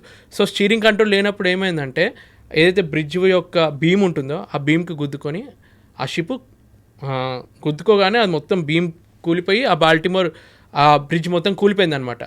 కాకపోతే ఇక్కడ బెస్ట్ పార్ట్ ఏంటంటే షిప్లో ఉన్న క్రూ ఇక్కడ ఎమర్జెన్సీ ఉంది అని చెప్పి క్యాప్టెన్కి ఇన్ఫామ్ చేస్తే క్యాప్టెన్ అథారిటీస్కి ఇన్ఫామ్ చేశాడు, మా షిప్ కంట్రోల్లో లేదు. ఇప్పుడు ఆ బ్రిడ్జ్ వాళ్ళు ఏం చేసిండ్రు, కంట్రోల్ లేదని చెప్పగానే అక్కడ నుంచి వచ్చే వెహికల్స్ని ఇక్కడ నుంచి వచ్చే వెహికల్స్ అన్నింటిని ఆపిండ్లు. వండర్ఫుల్. ఆపగానే మధ్యలో ఇప్పుడు ఏమైందంటే ఆ వర్క్ చేస్తున్న కొందరు ఉంటారు కదా, ఆ బ్రిడ్జ్ మీద కొన్ని రిపేర్ వర్క్ జరుగుతాయి, వాళ్ళకి ఇన్ఫర్మేషన్ అందలేదు. ఆ 2-3 ఎవరైతున్నారో ఆ కూలగానే వాళ్ళు మునిగి చనిపోయారు. కానీ ఆ ఇన్సిడెంట్ వల్ల ఇక్కడ ఏం జరిగింది, మిస్టేక్ అయితే జరిగింది, కాకపోతే ప్రాపర్ కమ్యూనికేషన్ ఇవ్వడం వల్ల ప్రాణాలైనా కొందరికి కాపాడగలిగారు కదా. సో ప్రాపర్ కమ్యూనికేషన్ మన వల్ల చేయగలిగిన బెస్ట్ అయితే చేస్తే ప్రాబ్లం ఉండదు. యూజువల్గా అంటే ఈ సెగ్మెంట్లో నేను మీ జాబ్కి సంబంధించి ఎథికల్గా మీరు ఏదైనా ఛాలెంజెస్ ఫేస్ చేసి ఉంటారా అన్న సెన్స్తో అడుగుతున్నాను. ఐ అండర్స్టాండ్ లా చాలా స్ట్రిక్ట్ ఉంది, స్ట్రింజెంట్ ఉంది, అయినా సరే మీరు ఎథికల్గా చేయాల్సింది ఒకటి ఉంటుంది, కానీ ఇక్కడ నార్మల్ జాబ్స్ లాగా, ఇక్కడ గవర్నమెంట్ జాబ్స్ లాగా, లేకపోతే ఆ మ్యాటర్కి వస్తే ఏ జాబ్ అయినా సరే కొన్నిసార్లు హైయర్ అథారిటీస్ చెప్పింది మనకు నచ్చకపోయినా సరే we have to do it, assuming my boss is always right అనుకుంటూ ఉంటాం. మీ ప్రొఫెషన్లో కూడా, మీ కెరియర్లో కూడా అట్లాంటి సందర్భాలు ఉంటాయా? ఎథికల్గా మీ మనసు ఇదే చేయాలంటుంది, కానీ మీ seniors pressure, superiors pressure, senior officers pressure అట్లాంటివి ఉంటాయా మీకు కూడా? ఇప్పుడు ఎంత మనీ ఇన్వాల్వ్ అయితే అంత టెన్షన్, అన్నీ వాళ్ళు చెప్పిన ప్రతిదీ వినాల్సి వస్తుంది. ఇప్పుడు ఎలాంటి సిచ్యువేషన్స్ వస్తాయంటే ఈ షిప్ ఈ స్పీడ్లో వెళ్ళాల్సిందే, లేదంటే నాకు బిజినెస్ లాస్ అయిపోతాయి. ఒకవేళ ఆ షిప్ని మనం అదే స్పీడ్లో మెయిన్ ఇంజన్ స్పీడ్ని పెంచితే ఆ హీట్ పెరిగి అప్పుడప్పుడు మిషనరీ బ్రేక్ డౌన్ అయ్యే ఛాన్స్ కూడా ఉంటుంది. సో అప్పుడప్పుడు ఏం చేస్తావు అంటే నువ్వు ఎంత స్పీడ్ అయినా చెప్పు, ఒకవేళ మేము పెంచితే బ్రేక్ డౌన్ అయ్యే ఛాన్స్ ఉంది, ఈ షిప్ అంత కెపాసిటీ లేదని చెప్పి చీఫ్ ఇంజనీర్ చెప్పొచ్చు, మా వల్ల కాదు, ఇంతకన్నా ఎక్కువ స్పీడ్ ఇవ్వలేము అని చెప్పి. అటువంటి డెసిషన్స్ మేము తీసుకోగలం. కాకపోతే కొన్ని సిచ్యువేషన్స్ ఎలా ఉంటాయంటే ఒక కంట్రీకి షిప్ వచ్చింది, అక్కడ ఒక సర్వే జరుగుతుంది, ఆ సర్వే పాస్ అవుతే ఆ షిప్కి బిజినెస్ ఎక్కువ అవుతుంది. ఆ సర్వేలో మన మిషనరీకి కొన్ని డిఫెక్ట్స్ ఉన్నాయి, ఎవరైతే ఇన్స్పెక్షన్కి వస్తారో ఆయన ముందు ఆ డిఫెక్ట్స్ అన్ని కవరప్ చేయాలి. ఇప్పుడు మా పని ఏంటి, రిపేర్లు అన్నీ మేము చేయాలి కరెక్టే, కాకపోతే సడన్గా ఏదైనా రిపేర్ ఆ టైంకి వచ్చింది అనుకో, ఆయన కనిపించకుండా కొన్ని కవరప్ చేసేటి ఇటువంటి కొన్ని ఉంటాయి అనమాట. అంటే లేదంటే దాని spare part, important spare part ఎందుకు లేదు, అదొక లైఫ్ సేవింగ్, ఒక 2 లైఫ్ జాకెట్లు ఉండాల్సిన టైంలో ఒకటే లైఫ్ జాకెట్ ఉంది. సో ఇటువంటి ఏంటంటే మేము ఆర్డర్ చేసామండి ఆల్రెడీ. అంటే మీరు కొన్ని మేనేజ్ చేయడం వేరు, బికాస్ ఆఫ్ యువర్ సీనియర్ చెప్పడం వల్ల, సీనియర్ ఆఫీసర్ చెప్పడం వల్ల మీరు ప్రెషర్ తీసుకున్న సందర్భాలు కూడా ఇక్కడ జరుగుతాయా అంటున్నా. సో ఇక్కడ ప్రెషర్ అంటే జరుగుతాయి, బట్ మనం మ్యాక్సిమం అవాయిడ్ చేయొచ్చు. కాకపోతే అప్పుడప్పుడు మన సాఫ్ట్ నేచర్ వాళ్ళు ఎలా ఉంటుందంటే వాళ్ళు రిక్వెస్ట్ చేసే వరకు అన్ఎథికల్గా కూడా కొన్ని చేయాల్సి వస్తుంది. మనం ఎగ్జాక్ట్గా చెప్పలేం, కానీ ప్రతి ఫీల్డ్లో ఉన్నట్టే మేము చేయాల్సి వస్తుంది. అలా మీకు ఎప్పుడైనా ఎదురైంది అలాంటి సందర్భం? అంటే ఈ వర్క్ చేయాలి ఈ టైంకి, ఇలా సింపుల్గా అయ్యాయి, కానీ మరీ ఎక్కువ దారుణంగా ఒకరి లైఫ్ని ఇంపాక్ట్ చేసే అంత అయితే కాలేదు. థ్యాంక్ఫుల్లీ కాలేదు. గ్లాడ్. ఇందాక మీరు మాటల్లో సీజ్ ద షిప్ అన్నారు, గుర్తుందా? ఇప్పుడు అది సోషల్ మీడియాలో ట్రెండ్ అవుతున్న సబ్జెక్ట్. పవన్ కళ్యాణ్ గారు ఒక పోర్ట్కి, కాకినాడ పోర్ట్కి వెళ్ళి అక్కడ అక్రమంగా బియ్యాన్ని తరలిస్తున్నారు అని తెలుసుకొని సీజ్ ద షిప్ అని అంటారు. అది ఇప్పుడు సోషల్ మీడియాలో it is like super duper trending. అలాంటి సందర్భాలు మీరు ఏమైనా ఎన్కౌంటర్ చేశారా? నేను విన్నాను. చాలా ఇప్పుడు ఏదున్నా కానీ సినిమాలో చూపించేది ఒక గ్లోరిఫై చేసి చూపిస్తాం, ఎందుకంటే జనాలకి మాస్ ఎంటర్టైన్మెంట్ కావాలి కాబట్టి. ఇప్పుడు పుష్ప 2 తీసుకున్నా, దేవరా తీసుకున్నా, పుష్ప తీసుకున్నా, ఏదున్నా కానీ జనాలకి ఏంటంటే ఇట్లా స్మగ్లింగ్ అవన్నీ ఏంటంటే ఇంట్రెస్టింగ్ అనిపిస్తాయి. కాకపోతే రియాలిటీ ఎలా ఉంటుందంటే, ఇప్పుడు నేను ఆయిల్ ట్యాంకర్లో ఎక్కువ వర్క్ చేస్తాను కదా, మా షిప్పింగ్లో ఎలా జరుగుతుంది ఇల్లీగల్ యాక్టివిటీస్ అంటే వేరే వాళ్ళ దగ్గర విన్నవి అసలు షిప్లో ఇవన్నీ ఎట్లా జరుగుతాయి అంటే, ఇప్పుడు మా ఆయిల్ ట్యాంకర్ ఉంది, కొన్ని లీగల్గా నడిచే షిప్పులు కొన్ని ఉంటాయి, కొన్ని ఇల్లీగల్గా నడిచే షిప్లు ఎలా ఉంటాయంటే ఆ షిప్ ఒక ప్లేస్కి వెళ్ళి అక్కడికి వెళ్ళి యాంకర్ వేసి అక్కడ వాళ్ళన్ని పవర్ సప్లై ఆఫ్ చేసుకొని వాళ్ళకి సంబంధించిన GPS రెడార్ అన్నీ స్విచ్ ఆఫ్ చేసి పెట్టుకుంటారు. కొందరికే తెలుస్తుంది వాళ్ళ పొజిషన్ ఎక్కడుందో. ఆ పొజిషన్కి వేరే వాళ్ళు వచ్చి అందులో అంత గూడ్స్ అంటే పెట్రోలో, డీజిలో, క్రూడ్ ఆయిలో ఎక్కిస్తారు. అక్కడ నుంచి అలా స్టార్ట్ అయ్యి మళ్ళీ ఏదైతే సీక్రెట్ ప్లేస్కి, ఏదైతే కంట్రీకి వెళ్ళాలో ఆ కంట్రీకి వెళ్ళి అక్కడ డిశ్చార్జింగ్ చేస్తుంది. ఆ డిశ్చార్జింగ్ ఇప్పుడు రష్యా యుద్ధం చేస్తుంది కదా యుక్రెయిన్ మీద. సో కొన్ని కంట్రీస్ రష్యాకి మీరు సప్లై చేయొద్దు అని చెప్పి శాంక్షన్స్ వేస్తుంది అనమాట. అలానే కొన్ని కంట్రీస్ ఇరాన్, ఇరాక్, కొన్ని కంట్రీస్ దగ్గర ఆయిల్ తీసుకోవద్దని చెప్పి అమెరికా కొన్ని రిస్ట్రిక్షన్స్ పెడుతుంది. అయినా కానీ కొందరికి జరగాలి, బిజినెస్ జరగాలి కాబట్టి వీళ్ళు ఇల్లీగల్గా ఏం చేస్తారంటే ఇట్లా పొజిషన్స్, దీన్ని గోస్ట్ షిప్స్ అని అంటారు అనమాట. అంటే తెలియకుండా మేనేజ్ చేస్తారనమాట. ఇట్లా షిప్పింగ్లో కొన్ని జరుగుతుంది. ఇంకొన్ని కంట్రీస్లో ఎలా జరుగుతుందంటే ఒక 1000 tons ఆఫ్ ఆయిల్ ఉంది, వాళ్ళు అఫీషియల్గా చూపించేది 900 tons ఉన్నట్టు చూపించి మిగిలిన 100 tons ఆఫ్ ఆయిల్ని వాళ్ళు డైరెక్ట్గా డీల్ చేసి అమ్మడము. ఇవన్నీ కొన్ని ఏంటంటే చీప్ కంపెనీస్ కొన్ని ఉంటాయి చూడు, మాఫియా అంటారు వీటిని. అట్లా జరుగుతూనే ఉంటాయి. దొరికినోడికి ఆరు దొరుకుతాడు, దొరకకపోతే వాడే సంపాదించుకుంటూ పోతాడు. అలా నాకు తెలిసినంతవరకు నేను ఇలా విన్నాను అనమాట.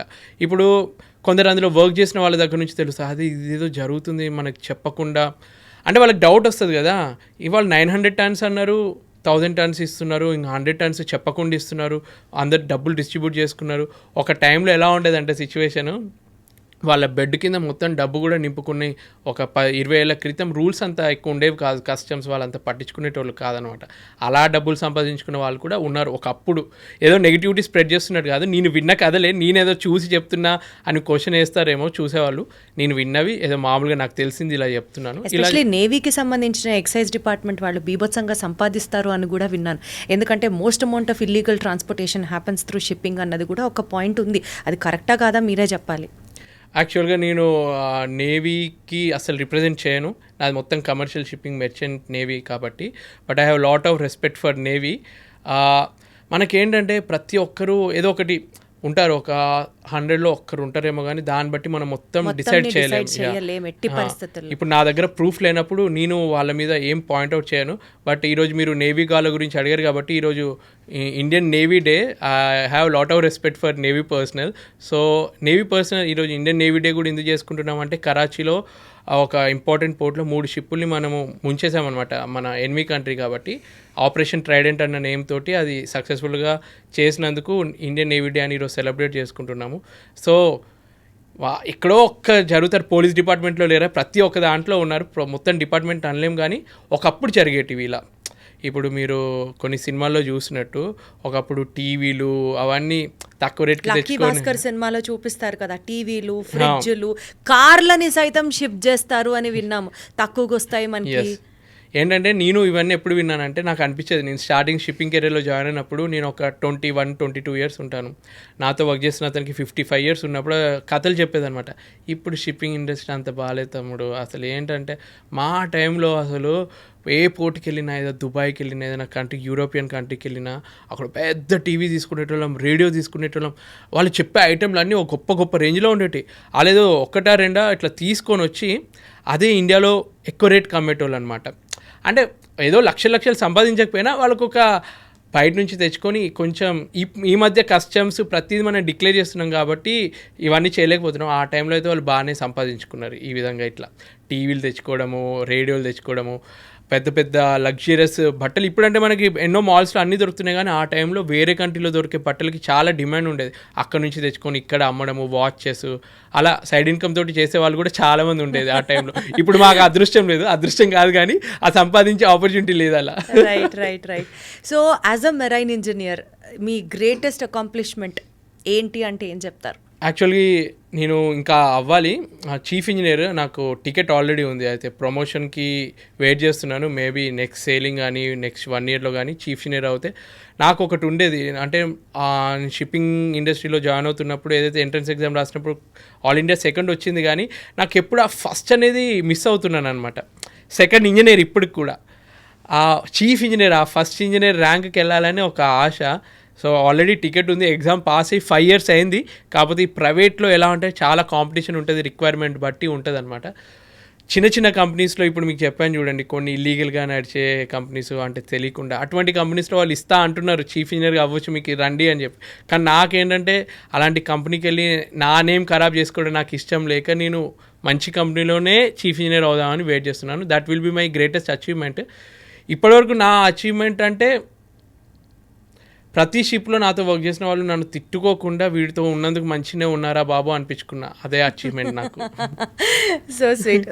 మీరు అనుకున్నటువంటి రావాలి అనుకుంటున్నటువంటి ఆ ప్రమోషన్ కూడా యాజ్ అ చీఫ్ ఇంజనీర్ మీరు త్వరలో రీచ్ అవ్వాలని మనస్ఫూర్తిగా కోరుకుంటున్నాను నేను కూడా. అండ్ మీ యూనిఫామ్ గురించి చెప్పండి. ఒక మర్చెంట్ నేవీలో మీ యూనిఫామ్ని రిప్రజెంట్ చేస్తూ మీ యూనిఫామ్ గురించి తెలుసుకోవాలి అని అనుకుంటే ఏం చెప్తారు? What does this particular logo stand for? వీటిని ఏమంటారు? What does this white and black combination stand for? మీ యూనిఫామ్ గురించి డీటెయిల్గా చెప్పండి. డీటెయిల్గా అంటే ఇప్పుడు మనకు ఇండియన్ ఎయిర్ ఫోర్స్ ఉంది, వాళ్ళకు ఒక యూనిఫామ్ ఉంటుంది. బట్ అదే మన ప్రైవేట్ కమర్షియల్ ఎయిర్పోర్ట్లో కూడా వేసుకునే యూనిఫామ్ మీరు చూసి ఉంటారు. వాళ్ళు కూడా white shirt, black pant, cap, epaulets అన్నీ పెట్టుకొని వాళ్ళు కూడా ఉంటారు. సో మన షిప్పింగ్లో కూడా ఏంటంటే ఇండియన్ నేవీకి సంబంధించింది మనకు బ్రిటిష్ వాళ్ళు పరిపాలించారు కాబట్టి వాళ్ళు యూజ్ చేసే యూనిఫామ్కి కొన్ని మాడిఫై చేసుకొని మనం కూడా యూజ్ చేసాం ఇండియన్ నేవీకి. సో దాన్ని రిప్రజెంట్ చేసేది కూడా మెర్చెంట్ నేవీ. అంటే ఆ ప్యారలల్గా ఇది కమర్షియల్ సెగ్మెంట్ కాబట్టి మాకు డిసిప్లిన్ కోసం ఒక రెస్పాన్సిబిలిటీ తెలియాలి అని చెప్పి, ఒక యూనిఫామ్ ఉండాలి అని చెప్పి మాకు ఈ యూనిఫామ్ కంటిన్యూ చేస్తారు. దీని స్పెషాలిటీ పర్టికులర్గా అంటే బ్లాక్కి కలర్కి సింబలైజేషన్ ఏం లేదు, కానీ డీసెంట్గా రెస్పెక్ట్ఫుల్గా ఉండడానికి మెయిన్గా పర్టికులర్గా ఒక మెర్చెంట్ ఒక్కొక్క ర్యాంకుకి ఒక్కొక్క స్పెసిఫికేషన్ అర్థం కావాలి జనాలకి అని చెప్పి ప్రతి ఒక్కరికి ఒకటే యూనిఫామ్ ఉంటుంది, బ్లాక్ ప్యాంటు, వైట్ షర్ట్. వేరే కంట్రీ వాళ్ళకి వైట్ ఉండొచ్చు, మాకేంటంటే ఇది ఒక్కటి. దీంతో మా ర్యాంక్ ఏంటో తెలుస్తుంది, దీన్ని అప్లెట్ అని అంటారు. అప్లెట్. సో నేను as a junior engineer join అయినప్పుడు ఓన్లీ ఒక్కటే ఉండేది. తర్వాత 4th ఇంజనీర్, 3rd ఇంజనీర్ అయినప్పుడు ఇంకొకటి యాడ్ అయింది. తర్వాత ఇప్పుడు 2nd ఇంజనీర్ కాబట్టి ఇంకొకటి యాడ్ అయింది. చీఫ్ ఇంజనీర్ అయితే ఇంకొకటి అవుతుంది. వేరే చిన్న కంపెనీకి వెళ్తే వస్తుంది అది వెంటనే, కానీ హోప్ఫుల్లీ నెక్స్ట్ టైం ఇంటర్వ్యూకి వచ్చినప్పుడు ఆ 4 అప్లెట్స్ తోటి వస్తాను నేను. కానీ ఇంజనీర్స్కి, డెక్ ఆఫీసర్స్కి కానీ వేరే వాళ్ళకి ఎక్స్ట్రాగా మాకు ఒకటి ఉంటుంది. అంటే డెక్ ఆఫీసర్స్గా పనిచేసే వాళ్ళకి కూడా సేమ్ ఇట్లనే ఉంటుంది. 3rd officer, 2nd officer, chief officer, క్యాప్టెన్కి కూడా 4 ఉంటాయి అనమాట. ఆ క్యాప్టెన్కి కానీ చీఫ్ ఇంజనీర్కి మధ్యలో ఒక కలర్ డిఫరెన్స్ ఉంటుంది. అంటే మన మనుషుల కలర్ టైప్ కాకుండా దీంట్లో మీరు మధ్యలో పర్పుల్ కలర్ చూస్తారు చూడండి. ఈ పర్పుల్ కలర్ ఎప్పుడు వచ్చిందంటే టైటానిక్లో షిప్ మునిగినప్పుడు డెక్ డిపార్ట్మెంట్లో ఉండేవాళ్ళు, బయట ఉండేవాళ్ళు చాలామంది తప్పించుకోవడం అంటే ప్రాణాలు కాపాడుకోవడానికి లైఫ్ బోట్ మీద ఎక్కి వెళ్ళారు, కానీ ఎక్కువ మంది ఇరుక్కొని అసలు బతకలేని సిచ్యువేషన్లో చనిపోయింది. అంటే షిప్కి నిరంతరం ఆ మునిగే అంతసేపు పవర్ సప్లై ఇవ్వడానికి కృషి చేసి అందులోనే ఇంజన్ డిపార్ట్మెంట్లోనే ఉండి చనిపోయిన అనమాట. ప్రతి ఒక్క ఇంజనీర్ కూడా బతకలేదు. సో వాళ్ళకి ఇచ్చే రెస్పెక్ట్ అప్పుడు ఇంగ్లాండ్ క్వీన్ మీ ఇంజనీర్స్కి అంత రెస్పెక్ట్ ఇవ్వాలి కాబట్టి అని చెప్పి మీకు స్పెషల్గా అని చెప్పి ఈ కలర్ ఒకటి యాడ్ చేశారనమాట. సో ఇది ఒక్కటి స్పెషాలిటీ అనమాట. సో కొందరు అడుగుతారు అంటే ప్రతి ఒక్క దగ్గర డిపార్ట్మెంట్స్ మధ్యలో కొన్ని చిన్న ఈగో ఇష్యూస్ ఉంటాయి. బట్ నాకేమనిపిస్తుంది అంటే tech department, engine department, food department 3 ఈక్వలే. బట్ నేను as an engineer I feel more మా డిపార్ట్మెంట్ ఎక్కువ అన్న ఫీలింగ్ నాకు ఉంటుంది. 100% ఉండి తీరాలండి. యాటిట్యూడ్ చాలా అవసరం. 100% మీరందరూ అక్కడ ఉన్న మెషినరీ, ఎక్విప్మెంట్, సేఫ్టీ మీరు ఎన్ష్యూర్ చేయకపోతే ఇంతమంది సేఫ్గా ట్రావెల్ చేయలేరు. అండ్ డెఫినెట్లీ అసలు షిప్ ముందుకి కదలదు కదా. సో అందరి సేఫ్టీ అంటే కేవలం మెషినరీ సేఫ్టీయే కాదు, ట్రావెల్ చేస్తున్న passenger safety is also your responsibility, which is the most important key responsibility also మనం చెప్పాలి అది.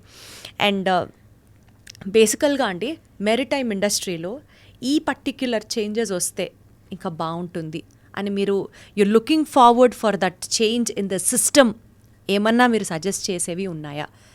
మెయిన్గా కొత్తగా జాయిన్ అవుతున్న వాళ్ళు చాలామంది బ్రోకర్స్, ఏజెంట్స్ నాకు ఇప్పటికీ ఇన్స్టాగ్రామ్లో కానీ యూట్యూబ్లో కానీ అన్నా నేను ఆ ఏజెంట్కి 3 లక్షలు ఇచ్చాను, వాడు షిప్లో ఎక్కిస్తా అన్నాడు, ఎక్కించలేదు.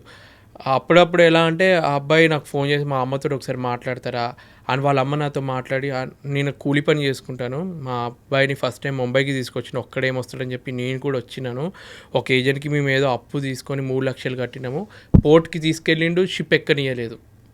అటువంటి నాకు కాల్స్ విన్నప్పుడు నేను అనుకుంటాను ఎందుకు ఇంకా ఈ జనరేషన్లో కూడా నేను ఇంత చెప్పినా కానీ నేను వీడియోస్లో నేను అప్పుడప్పుడు చెప్తూ ఉంటాను, మీరు మోసపోకండి, ఏ ఏజెంట్కి డబ్బులు ఇవ్వకండి, మీరు వెళ్తే కరెక్ట్ పాత్రలో వెళ్ళండి.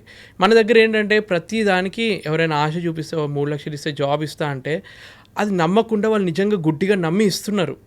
వాళ్ళు ఏం చెప్తారు, వాళ్ళు ఫేక్, అరే మీకు షిప్ ఇస్తున్నాం ఇంకో ఈ కంట్రీ నుంచి ఎక్కాలని ఫేక్ టికెట్లు ఒకటి ప్రింట్ చేస్తారు. ప్రతిదీ ఏది కావాలంటే అది ఫేక్గా వాళ్ళు చేసి నిజంగా జరుగుతున్నట్టు వాళ్ళని బ్లేమ్ అంటే నమ్మిస్తారనమాట.